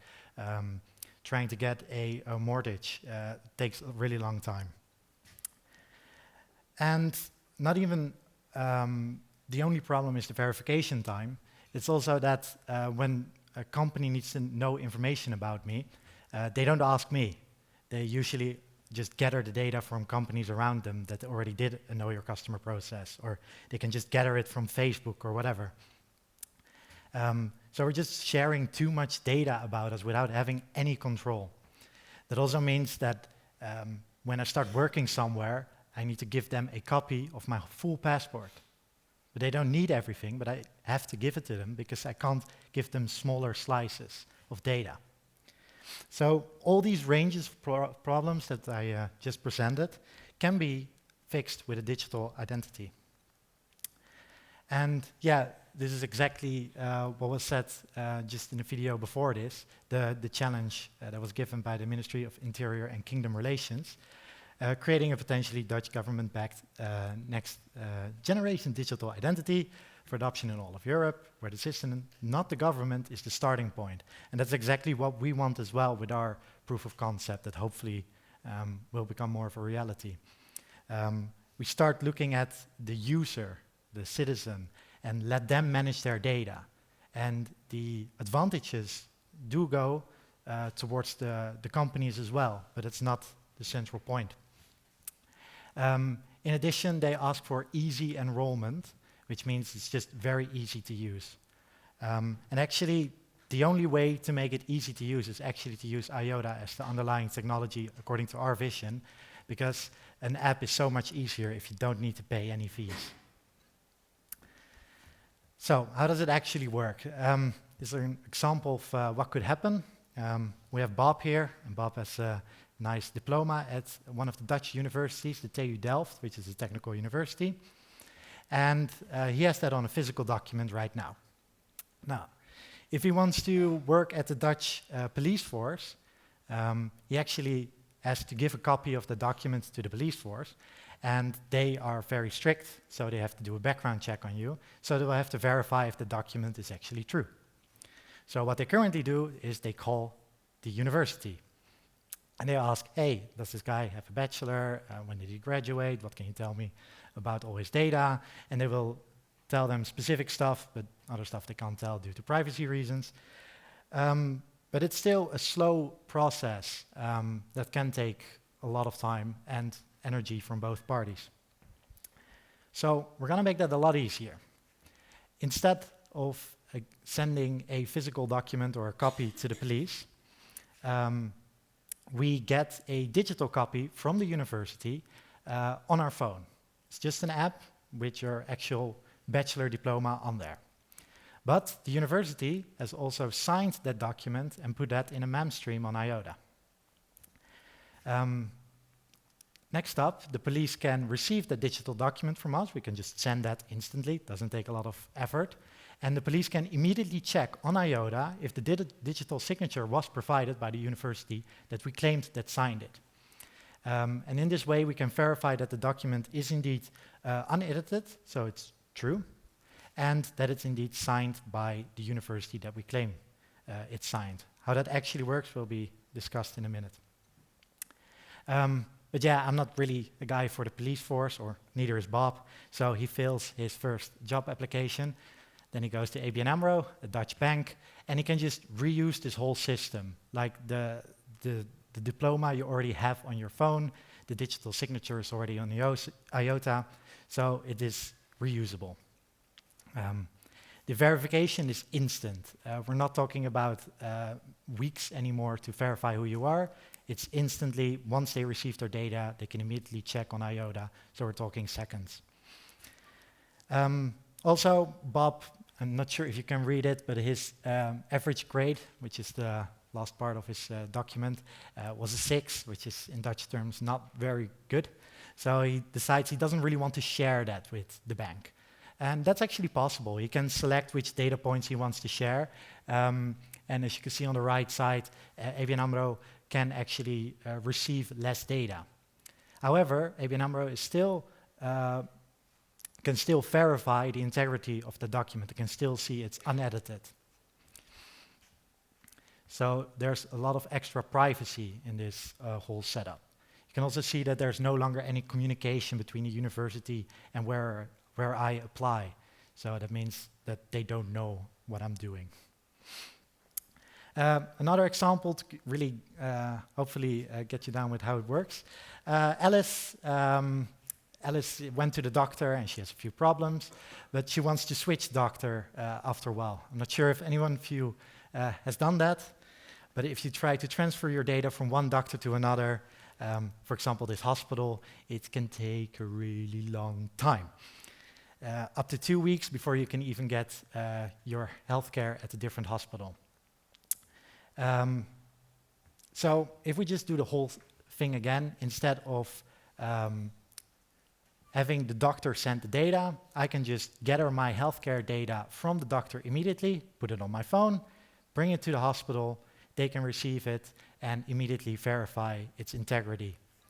And they can immediately then treat you. So how does the actual signing works? Luckily, most of you are familiar with blockchain and DLT, so this is probably going to be a lot easier than the normal crowd I give this to. But here we have another very minimized diploma from Bob. And the university wants to put this on IOTA with a digital signature. So what happens first is that they hash the diploma using a Merkle tree. Then you just get a single number, and it's very random. You can't interpret any information from this. Next up, we have a public and a private key for the university, and that is used for the encryption of this data. We use the private key from the university to encrypt the hash again. So now the data becomes even more not understandable. This data we can combine and put on IOTA. First off, we create a digital identity for the university itself, put that on IOTA, and publicly show their public key. And next, we can, in a different MEM stream, just add this, this seemingly random data, which is the digital signature of the diploma. And that's what is put on IOTA. So no private revealing information, just a bunch of seemingly random data. Now we go to the police side to actually verify the data. They receive the document from Bob in this case with his diploma, and they too can use the Merkle tree hashing to come to the same hash, as long as the document is not changed. Next, we pull some data from IOTA, which is the digital signature and the public key from the university that signed it. And we just do some basic decryption, and if everything goes correct, we can see the same hash appear. The same hash only appears under two conditions, which is one, the diploma has not been edited by Bob. If Bob tries to send a GPA of a 7 to the police, the hash will be completely different. So this hash will no longer match this hash, which shows that the document is not, well, the integrity check failed. And if we try to fake who signed it, so if we try to use a different public key, also the hash will not match. So this way we can be sure that the document is unchanged and signed correctly by the correct parties. So why did we actually use IOTA for this? I already said that they wanted easy enrollment. Well, a feeless experience in a mobile app is by far the easiest for a user experience. If I try to build this using a blockchain that requires fees, that means that I require all my users to actually buy those cryptocurrencies to pay the fees. And yeah, that's not going to happen. You're not going to wait 1 week to actually use a digital identity app. And in addition to that, is that you can actually completely hide what IOTA is doing, like under the application. If you run our app and use the digital identity, you have no idea it's using DLT technology. Obviously, it's future-proof. It's something you really need to take into consideration when you're thinking about digital identity, because it needs to be secure not just 10 years from now. It needs to be secure 50 years from now, because you can't leak private data. Because once it's on a blockchain, it's always on a blockchain. In addition, we're also using W3C standards, which means that we're using the standards for decentralized identifiers and verifiable claims. This is basically what all digital identity projects are doing and kind of should do, because it means that they're interoperable with each other. For example, most of you might know Tangle ID. They too use these standards, which means that their app can interact with our app, and you can easily switch your digital identity between the two of them. Our app actually uses a lot of mask authenticated messaging underneath, but we didn't really like the state of mask authenticated messaging to work with, because IOTA is now written in TypeScript, at least one of the libraries is, but mask authenticated messaging was still stuck in the JavaScript version, and it was not using object-oriented programming. You also got these awesome errors that said like thread panicked while processing panic, aborting, trap. Like, I don't know what to do with this as a developer. This doesn't tell me what actually is wrong. So this is how the code looks like using the mom client JS. And yeah, it's actually quite hard to program it this way. It's very easy to make errors in this. So we created mom.ts, which is a open source library now, which is fully written in TypeScript and uses the same mask authenticated messaging. But in my opinion, it's a lot easier to follow. You can just create a mom rider, put the node in, the seed and the security level, which are now in enum values, so you don't make any typos in that. You very easily can change the mode from public, private, and restricted. And you have this nice function, catch up through network. This is basically, if you create a mom channel, you need to know where you are in the channel. If you try to post something at the start while there was already a history, then you get a bunch of errors that you don't understand. So this one basically looks through the network where the mom stream ended and makes sure that you append a new transaction to the end of it. And you don't need to think about the trinary conversion anymore. That's all done under the hood. You can just send a message in a string and you're done. So for us, we find this a lot easier to work with mask authenticated messaging. If you want to use it, you can actually install it through NPM already, but my documentation part is not ready yet. Maybe can I ask Mobile Fish to make a nice video about it, for example. But for now, you'll just have to look into the code to understand how it works. To go back to the actual digital identity part, there are actually quite a few difficulties that go a few steps further. For example, we say, hey, this is signed by the university. But how do I know that not someone else is faking the university? Then what most digital identities are thinking about is then the web of trust model. The web of trust model basically says that I have to tell the DLT network, hey, this is the university. And if a bunch of people do that, then it's probably true that that was the university. And they can say that about me as well, hey, I recognize that this is Jelle. And that's not very scalable if you want to do that for a whole country. Let's not talk about even the whole world. So we prefer to not use this model. We don't think it will work with the general Dutch citizens. So, for example, what we try to do is identify the companies through their websites. On their website, they can post what their digital identity is, and then once you check the digital identity, that actually links to their website, creating a loop that if one points to the other, then we know, hey, this is the website, so this is the university. And you will see that back in the screenshots that I made of our application. But we're still looking into more solutions to this. That's the cool part about using the W3C standards, is that you can just add protocols like these to it. Another point is that if I try to send you my diploma, then how do people know that the diploma is actually about me? Because how do they know that I am Bob? So we actually identify the owner of a diploma or any other type of claim through a MAM transaction, because MAM already proves that you're the owner of the seed underneath the channel. So that you can actually use that for digital identity as well. One of the bigger issues for us, and I think for a lot of the applications that try to build on IOTA, is the snapshotting feature. Yeah, for now, the problem is with snapshotting is that all the data just gets removed every now and then. And that's not nice for digital identity. I don't want to reclaim my diploma every 3 months. So there's no permanent solution for this yet, because permanent nodes, which is the current answer that the IOTA Foundation and most of the community is thinking about, that's going to scale to a certain degree. But afterwards, even only a identity-specific node would grow to terabytes, petabytes that you don't want to know, assuming that IOTA explodes, of course.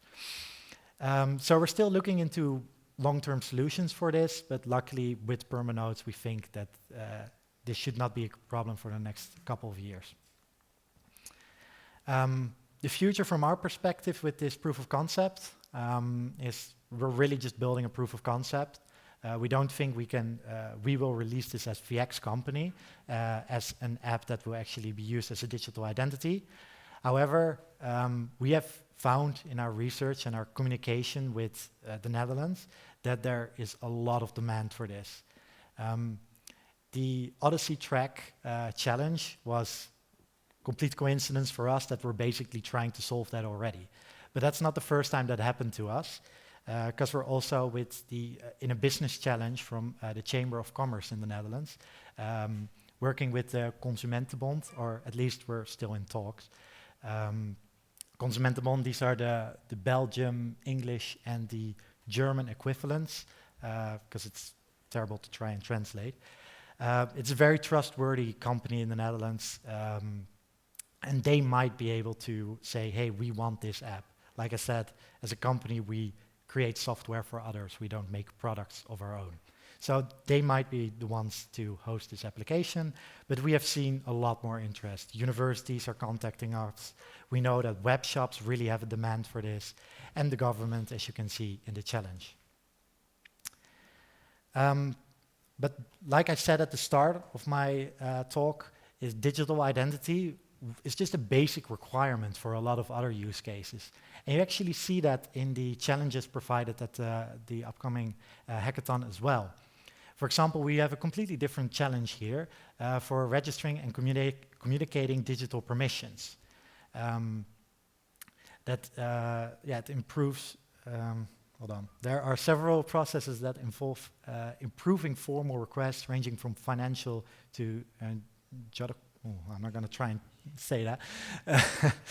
But a problem with digital permissions is that you need to give permission to someone. And how do you know who to give permission to? In the end, it still comes down to having a digital identity to create as a base for these kind of applications. An example for this is that they actually mention they want consent for using personal data. Well, if I have all my personal data on my phone, they can just send a prompt to the DID application that we made, just to say, hey, we want your address to ship a package to. Do you want to share this? And you click yes. This is a lot easier than having to type my address every single time I'm trying to use a web shop. Another one is for approving financial project. If I have to supply a lot of documents, I can do that through my digital identity. They can immediately verify, yes, we should finance you, and they immediately can give me the funds and give me an approval in the form of a digital permission as well. Another example, another challenge at the hackathon, build a distributed data ecosystem to facilitate a circular economy, which is, if you bring it down to its most basic form, is actually a digital identity for objects. They want to see the information from an object on demand. So we can just create a digital identity for an object. We could do the same for machines. That's the cool part about introducing IOTA to this as well, because obviously IOTA is not made for human interaction only, also for machines. So we need to then make sure that there are permissions to read the data from those digital identities of objects and manage ownership.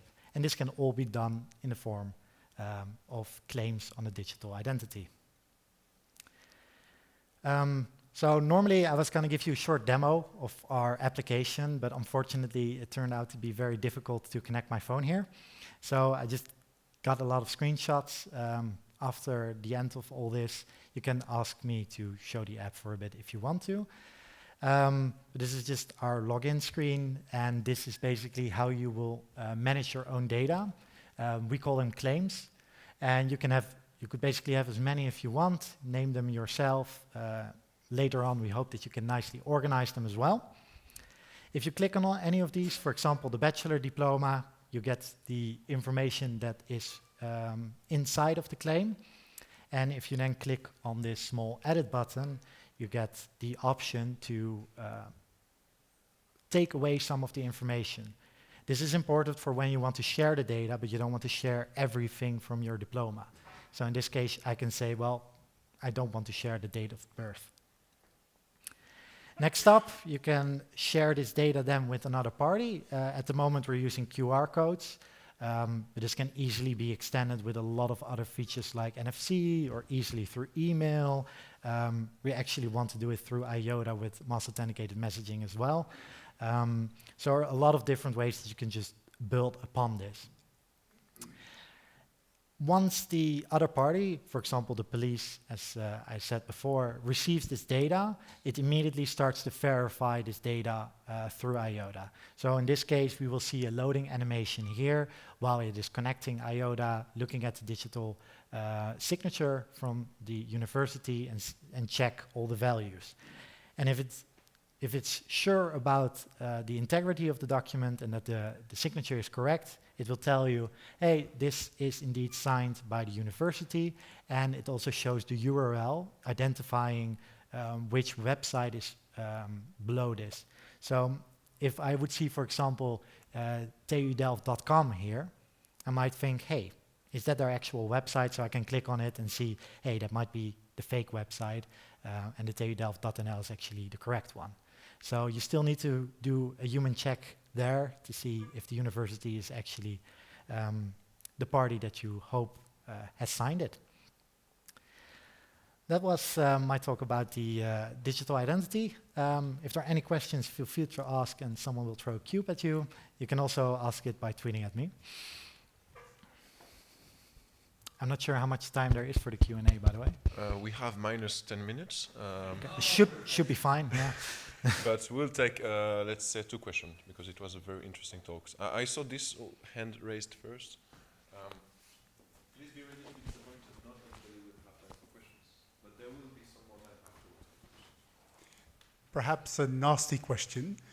Regarding the easy onboarding, the seed is basically the identity, but how do you safeguard the seed that nothing happens to it? How do you deal with responsibility? Because people don't know it's IOTA, they don't know it's important. How do you make sure that they can always restore it if they lose their phone? It's a really good question. At the moment, we are not focusing on it yet as we're just in a proof of concept. We can imagine that it will just be the same as Trinity, that the seed will be safeguarded in the app itself. And basically, which is actually the next slide I had for emergencies. If you want to transfer your digital identity, you can do it just by sending it from one phone to the other. And in that case, we'll make sure that the seed will be sent across as well. But you have to give like enough permissions to make this work. So the management of the seed should all be hidden because we try to keep it easy, but should be secure. It's still something we're working on. Okay.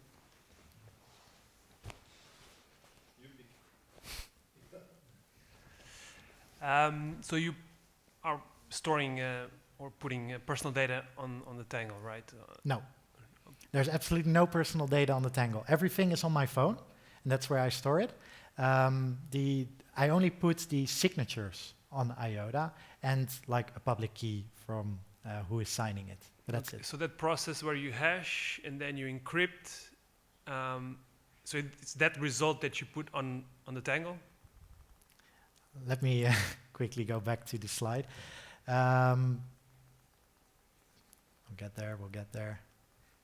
I have too many slides.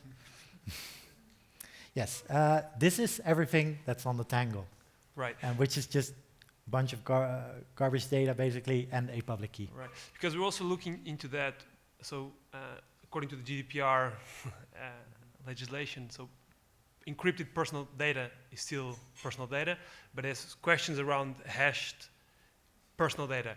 Yeah. So I was wondering if you had looked into that and kind of how you, because it's still uncertain whether hashed personal data is personal data.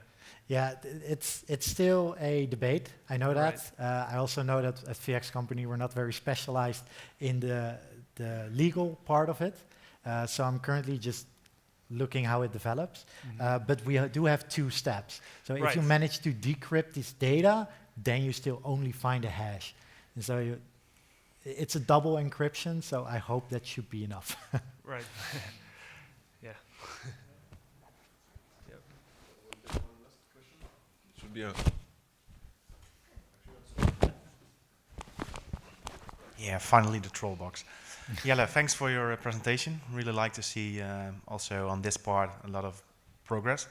I got an even nastier question, I guess, because we run into the same problems, and I hope you or somebody in the audience has the answer.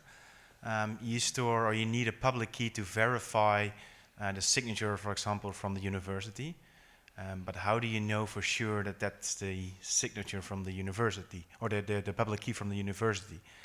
I think that's key in everything that's decentralized. And if you really want to decentralize everything, you need to have a decentralized directory or something which stores all those public keys. And do you have an idea on that or a way to fix that? So I did try to explain it very shortly, but I'll try to now do it a little bit better. The public key is on IOTA through the service point, which is a standard from the W3C standard in the identity. And basically, the service point can be a URL, which is the TU-Delft.nl in this case, with like a specific location on that URL. And it does an HTTP request to that URL, and then it needs to state on that URL, hosted by the TU Delft itself, which digital identity it has. And if that matches the one which is with the public key, then I know it's the same one. So basically they point to each other. So we're trying to use the power of domain names to identify the companies. You can't do that with people, but it's a good step in the right direction. No, but that's actually a double check on the verification of that public key. Yes. Oh, cool. That's a cool solution. But it's at least one idea, but it should be very easy to add other protocols to that. So if someone else here in this room gets a lot better idea, we can just integrate that very easily. Cool. Thank you. Well, thank you very much, Jelle. Thank you. You're welcome. You can give him an applause again. That's it.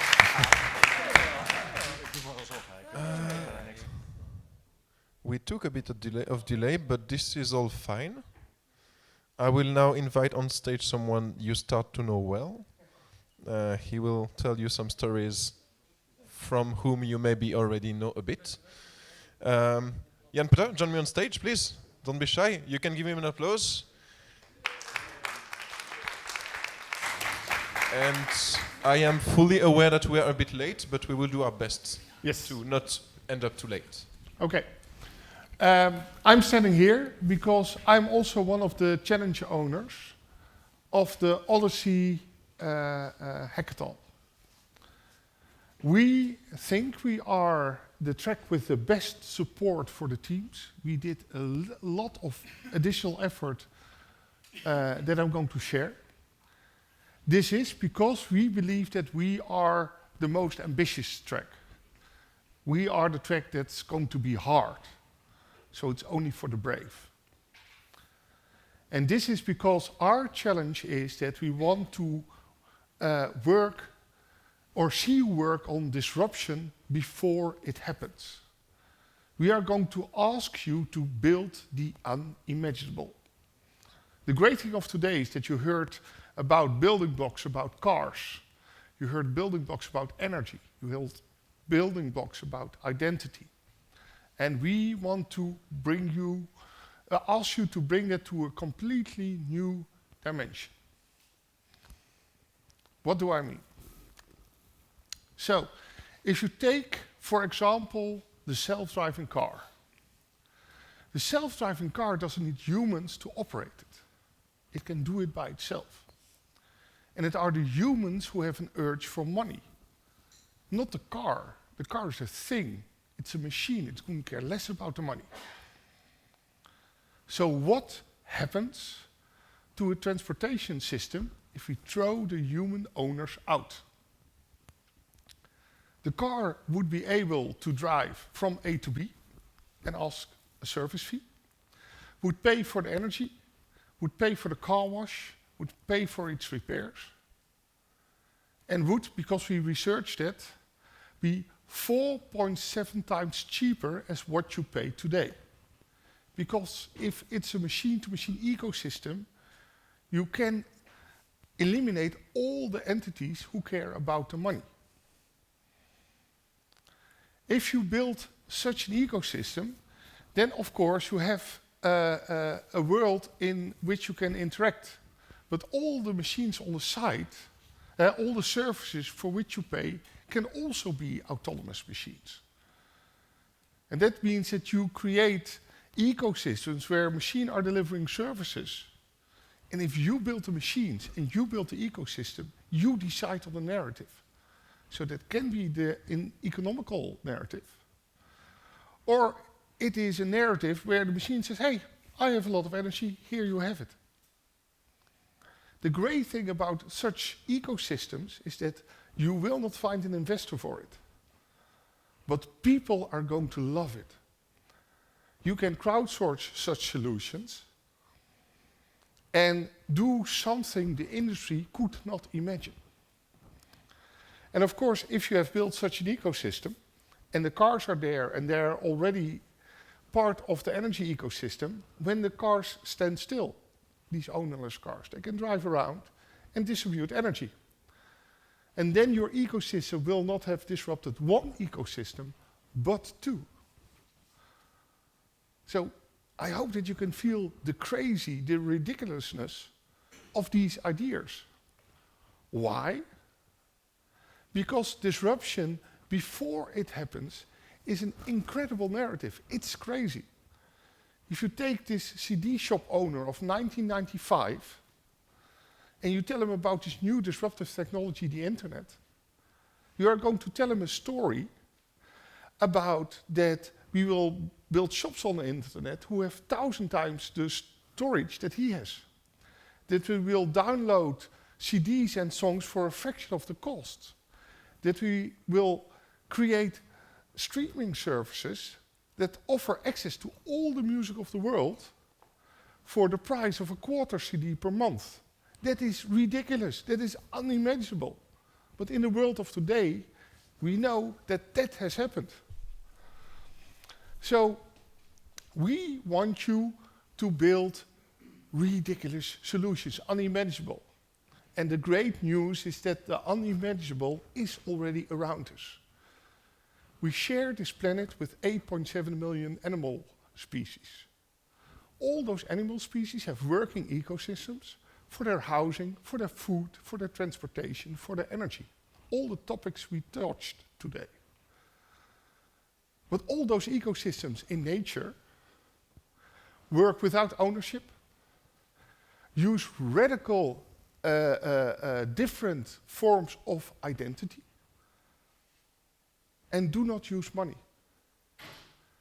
And still they function. So you have crazy blueprints outside that you can use for inspiration. Because in nature there are solutions that are not based on scarcity, but on the fact that if entities co-create together, they can build solutions towards abundance. That is unimaginable for one species, us humans, and the other 8.7 million are living it. What I want you to tap into is the energy that you have as a developer, the energy that you have as a creator. Because if you put a creator, a designer, and a programmer in a room and you ask them to build the coolest application ever, they will have this happy glow and they start building. Until the business guy comes in. And he asks, what is the business case? How can you ensure that the people pay? And how can you keep them paying day after day after day? Those questions change the way we engineer solutions. Because you get solutions that generate money but are really crappy engineering. If you want to build a mobility service for the world, now your starting point is the car.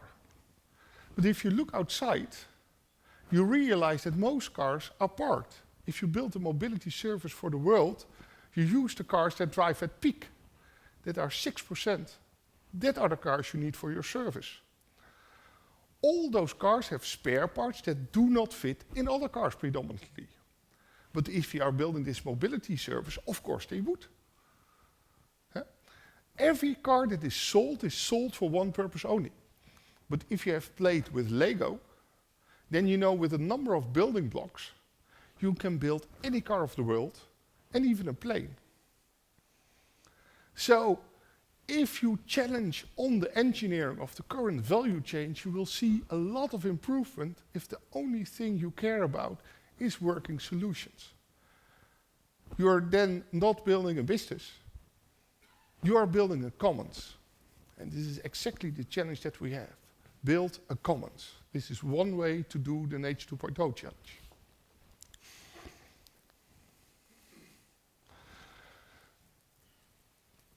A second part of the Nature 2.0 challenge is ecosystems towards abundance.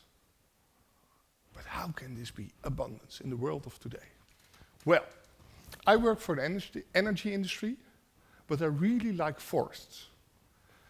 Because in forests you see entities working together. In this picture, the big tree and the little tree are connected through a mycelium network. A flow of data. Does that remind you of something? And they use that data to distribute energy, food, from the big tree to the little tree. So that the little tree has no incentive to become a competitor.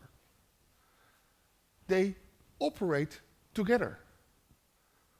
Well, what I know for sure is that in nature and in the human world, we all need energy for changes.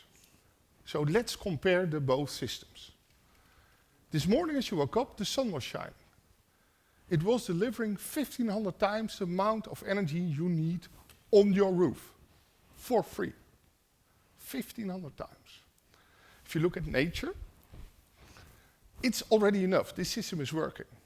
But what we have done is we create an ecosystem where we distribute energy nationally and internationally. In our electricity system, we mastered the art of balancing energy. It's a very complex system. And it is so complex because we have a lot of players who are all in there to make money.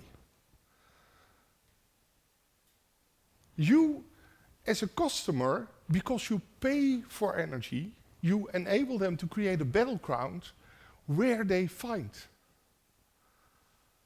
But competition in nature is the form of symbiosis where both parties lose. So how can you turn that upside down? Well, it's a complex system. A complex system you mostly won't change if you exchange one element for the other. You can change a complex system by changing the rules or changing the purpose. So let's start at that. If I have competition, I know competition in games, I realize I also have cooperative games. What if people do not pay for units of energy, but people pay if they disturb the system beyond a certain threshold? So you have as a starting point this 1500 volt free energy on your roof. And of course, if you can operate on that, energy is free. But if you force the system to operate, to transport, to store, to generate, or to transform energy beyond a certain threshold, you'd have to pay. The big change in this new system is that all the people in your neighborhood now share the same problem. They do not want to pay for energy. That means it is now interesting to work on the resilience of the ecosystem. If you take, for example, a house, all houses have water in the house. Water with salt and a membrane is also a battery. It is not a feasible solution if you want to sell units of energy, but if as a community you want to enlarge the resilience of your solution, you will see that the threshold that you can manage goes up. So the moment at which you have to pay goes up. And what we are doing together is building, co-creating on these joint energy ecosystems. Which will mean that at a certain point of time, there are several energy solutions that react differently, all in the same way. And that we will be able to have an incredible resilient ecosystem because there is an abundance of solutions, diverse solutions. It's not like in the energy market where you have 27 players who all would have a solution and only one gets the money and the all 26 do nothing. We are all co-creating, cooperating to create these kind of ecosystems. This is the crazy we want you to think about. So where you should be standing now is that you have an idea that disruption is a crazy narrative. But also that the things of which we want to learn, the unimaginable, is already here. And what we want you to think about is our challenge: build a commons, build this ecosystem towards abundance, or work on a completely ownerless ecosystem.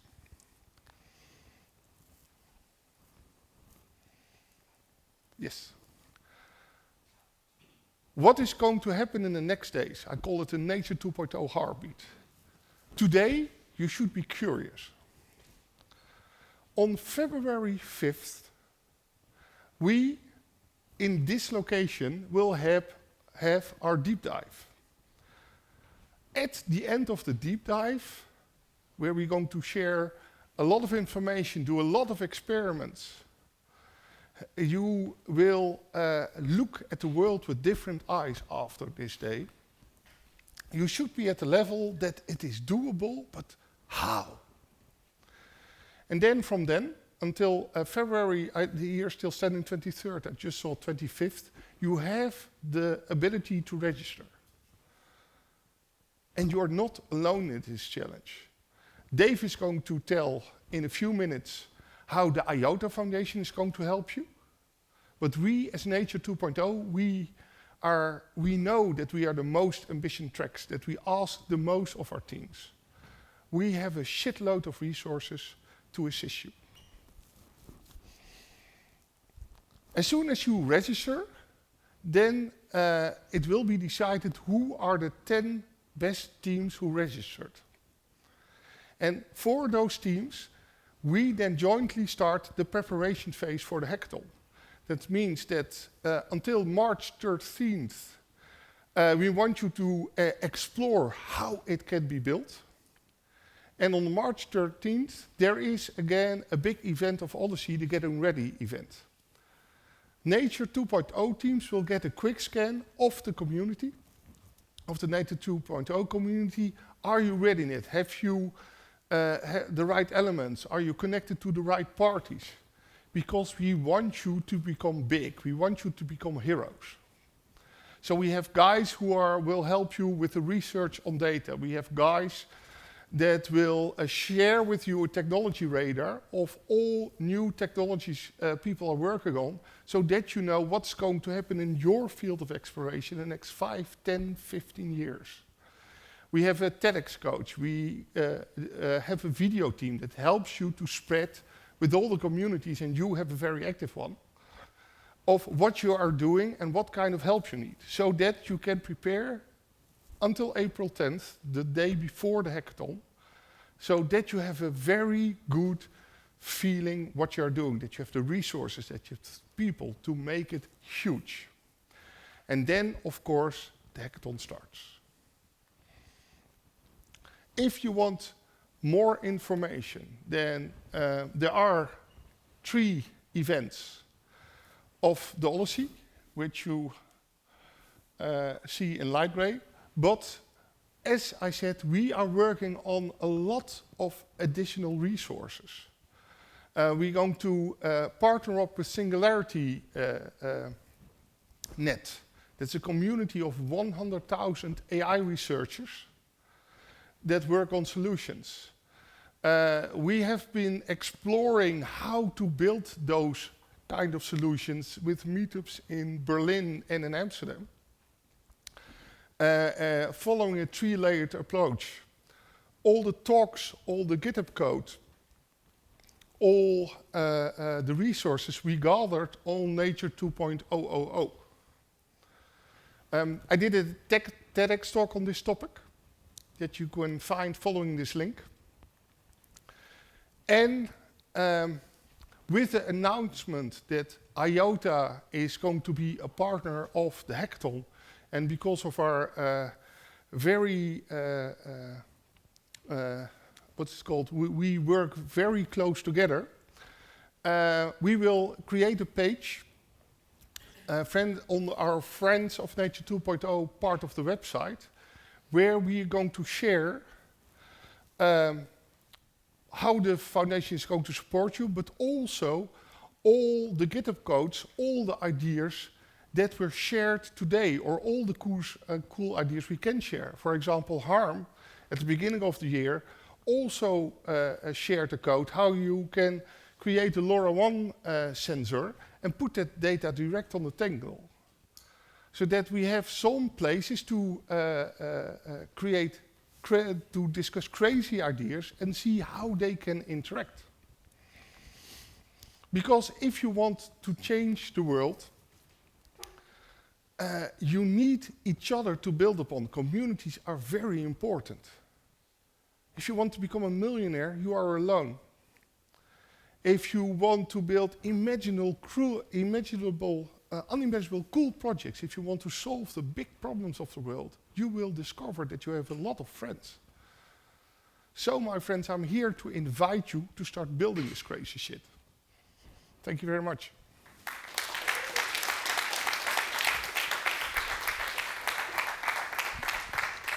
Thank you, Jan-Peter. Yes. We will take time for questions after the end of this meetup, Very because good. we are already well over time. Okay. Which is fine. I will now, and without waiting any more time, invite Dave, the flighter. Yeah, can you please help me there? Yeah, it's here. It's here. Yeah, Max, come on, please focus. There you are. This is this one, and you have your clicker. The stage is yours. Dave, the fighter, to Thanks. finish this meetup. So here I am again, this time with a bit of a longer talk. I won't make it too long because we're already late, of course. I will talk a bit about what we currently have available for developers to work with if you want to build something on top of IOTA. And afterwards I will tell a bit about how the foundation will support the hackathon. So what's available now? We have improved our client libraries over the last year. We launched our completely rewritten TypeScript library. So we had a JavaScript library. It's a lot better done right now. That's available to use. It's the most extensive library there is at this point. So if you're working with Node.js, definitely have a look at that. We also worked on our Go and Java libraries. We hired 2 developers to actively maintain and improve those libraries. So we will see more improvement on that level as well. We are working on C libraries as well. You can have a look at the Entangled GitHub repository for the more lower level action. And this will include all the basics, including mem as well, C, IRE, etc. And of course we have our Python and C++ libraries, which didn't really get a lot of improvements over the last year, but they're still solid foundations to work with. Another thing we released this year is the Trinity wallet. I guess most of you know about this. It's both a mobile and a desktop wallet. It's available for Mac, Windows, Linux, iOS, and Android. Get it at trinity.iota.org. It also supports the Ledger Nano S that was recently added. And the cool thing about this part of the project is that it's part of the Eclipse Foundation. It's completely open source. Build on top of it as you like, monetize it if you want to. But yeah, you can even build your own Trinity-based wallet solution for certain use cases. We released IOTA Hub as well this year. IOTA Hub is a piece of software that controls your balance. You could, if you simplify it, you could see it as a programmable wallet.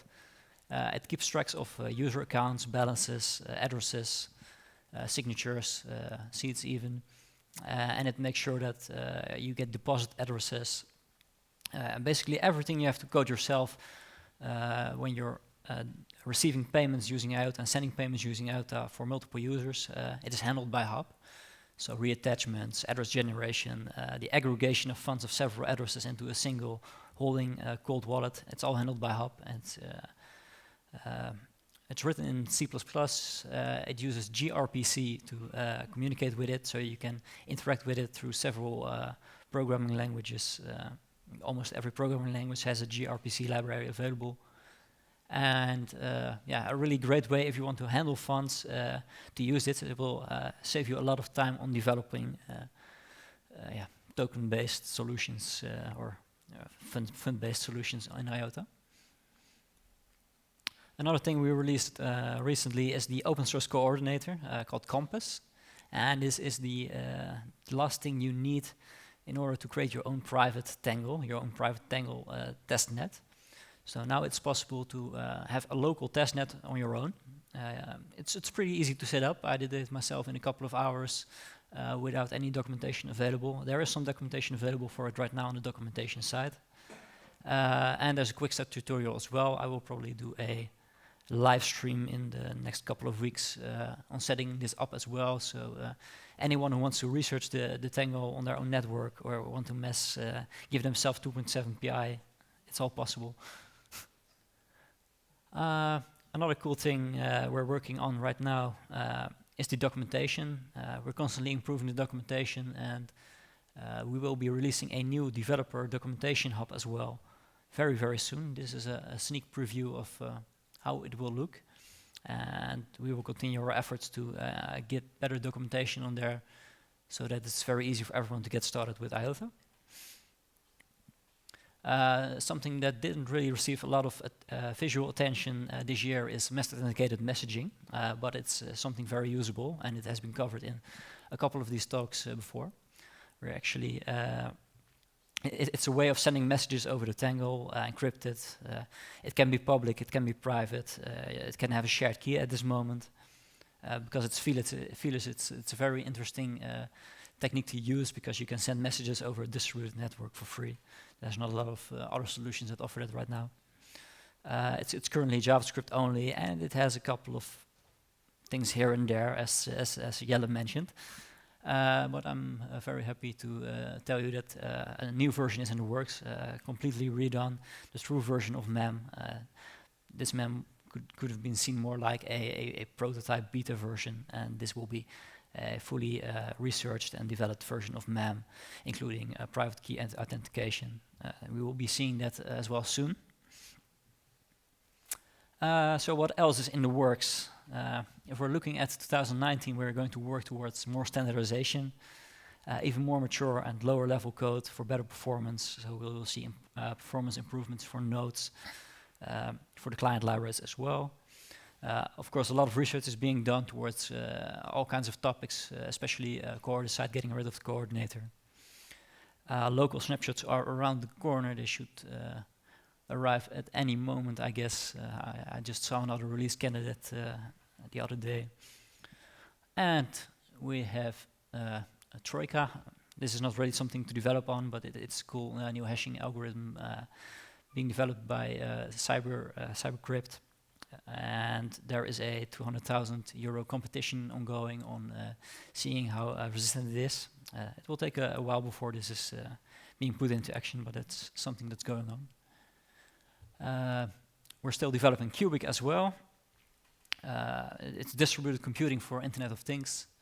It's based on quorum-based computations, so you send it to multiple computers, and based on the quorum reached by those computations, you get a validated answer back. It's optimized to run on all types of hardware. Yeah, and there are still monthly updates about that. So every third of the month you will get a new blog post about it. And if you want to be updated about it constantly, you could have a look at our Discord channel, Omega Cubic. Eric is very forward on updating you about all the progress there is on this topic. Another exciting new thing we're working on is ICT. That's how it's pronounced. It's not ICT, it's ICT. It stands for IOTA Controlled Agent, and it's basically a lightweight IOTA node without a lot of functionality. But this actually runs very well on mobile devices.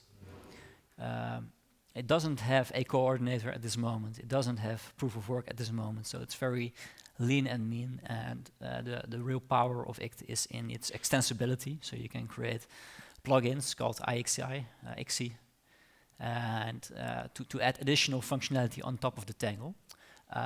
Currently, this is a completely separate network. It's not the IOTA mainnet, it's not the IOTA devnet, it's the ICT devnet.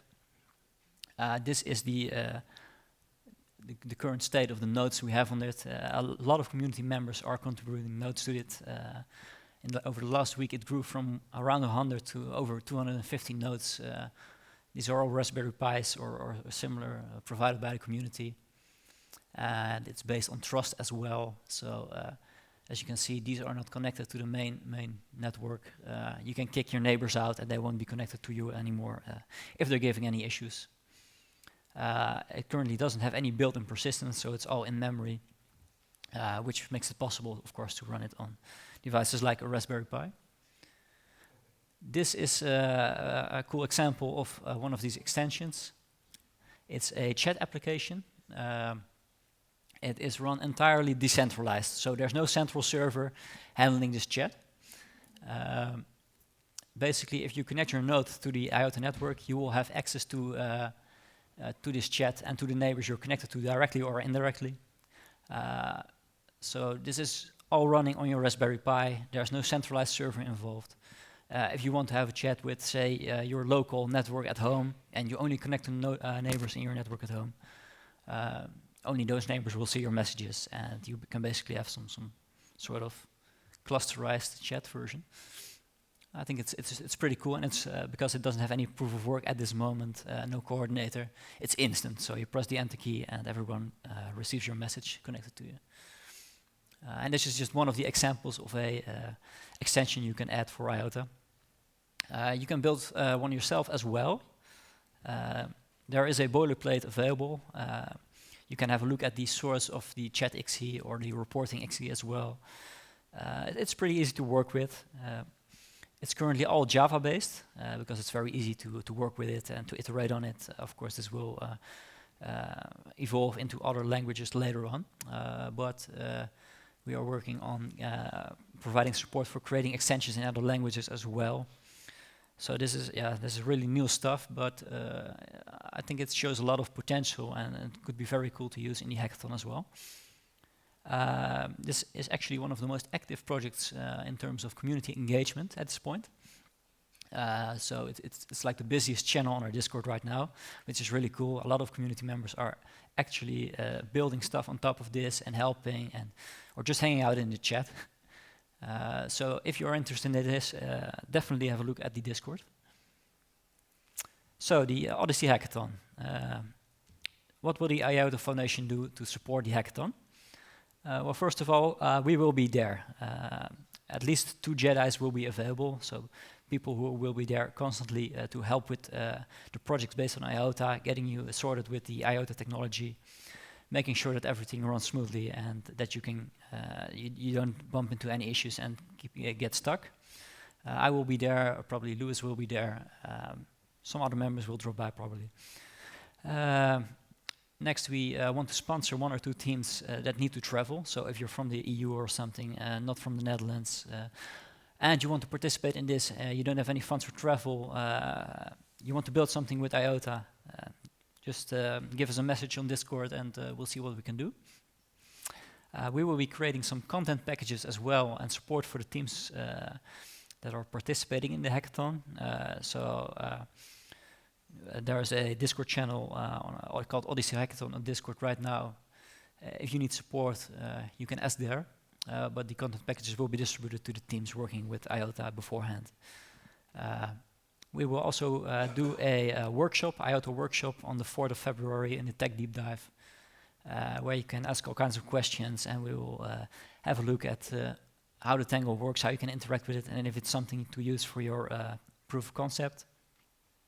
And of course, we will publicly communicate about the whole event before, during, and after the hackathon. So yeah, that's what we want to do. Here are some links to the stuff I just talked about, the hackathon itself, our documentation, and of course the Discord. Definitely join that one. It's always nice to have a chat with all of you. And we're running very late on time, so I won't be doing any Q&A, but if you have a question, just hit me up on the drinks afterwards, and you can always find me on the Discord, of course.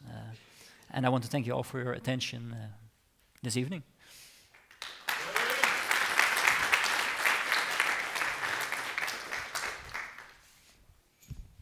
Thank you very much. Thank you, Dave. Yeah, this is it. I will invite you now to go and have drinks. I believe that I'm looking for them in the audience. All our speakers are still here, so do hook them up on questions you might have.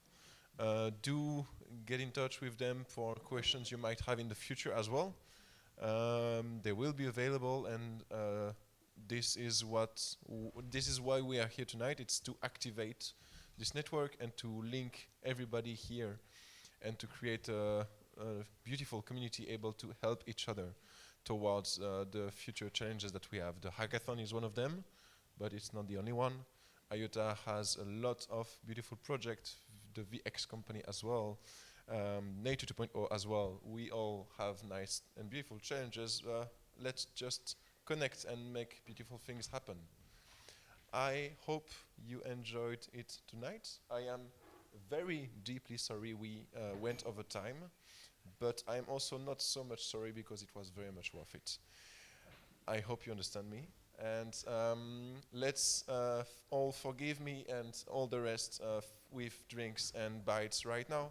And you can give yourself a round of applause for staying until right now. Thank you.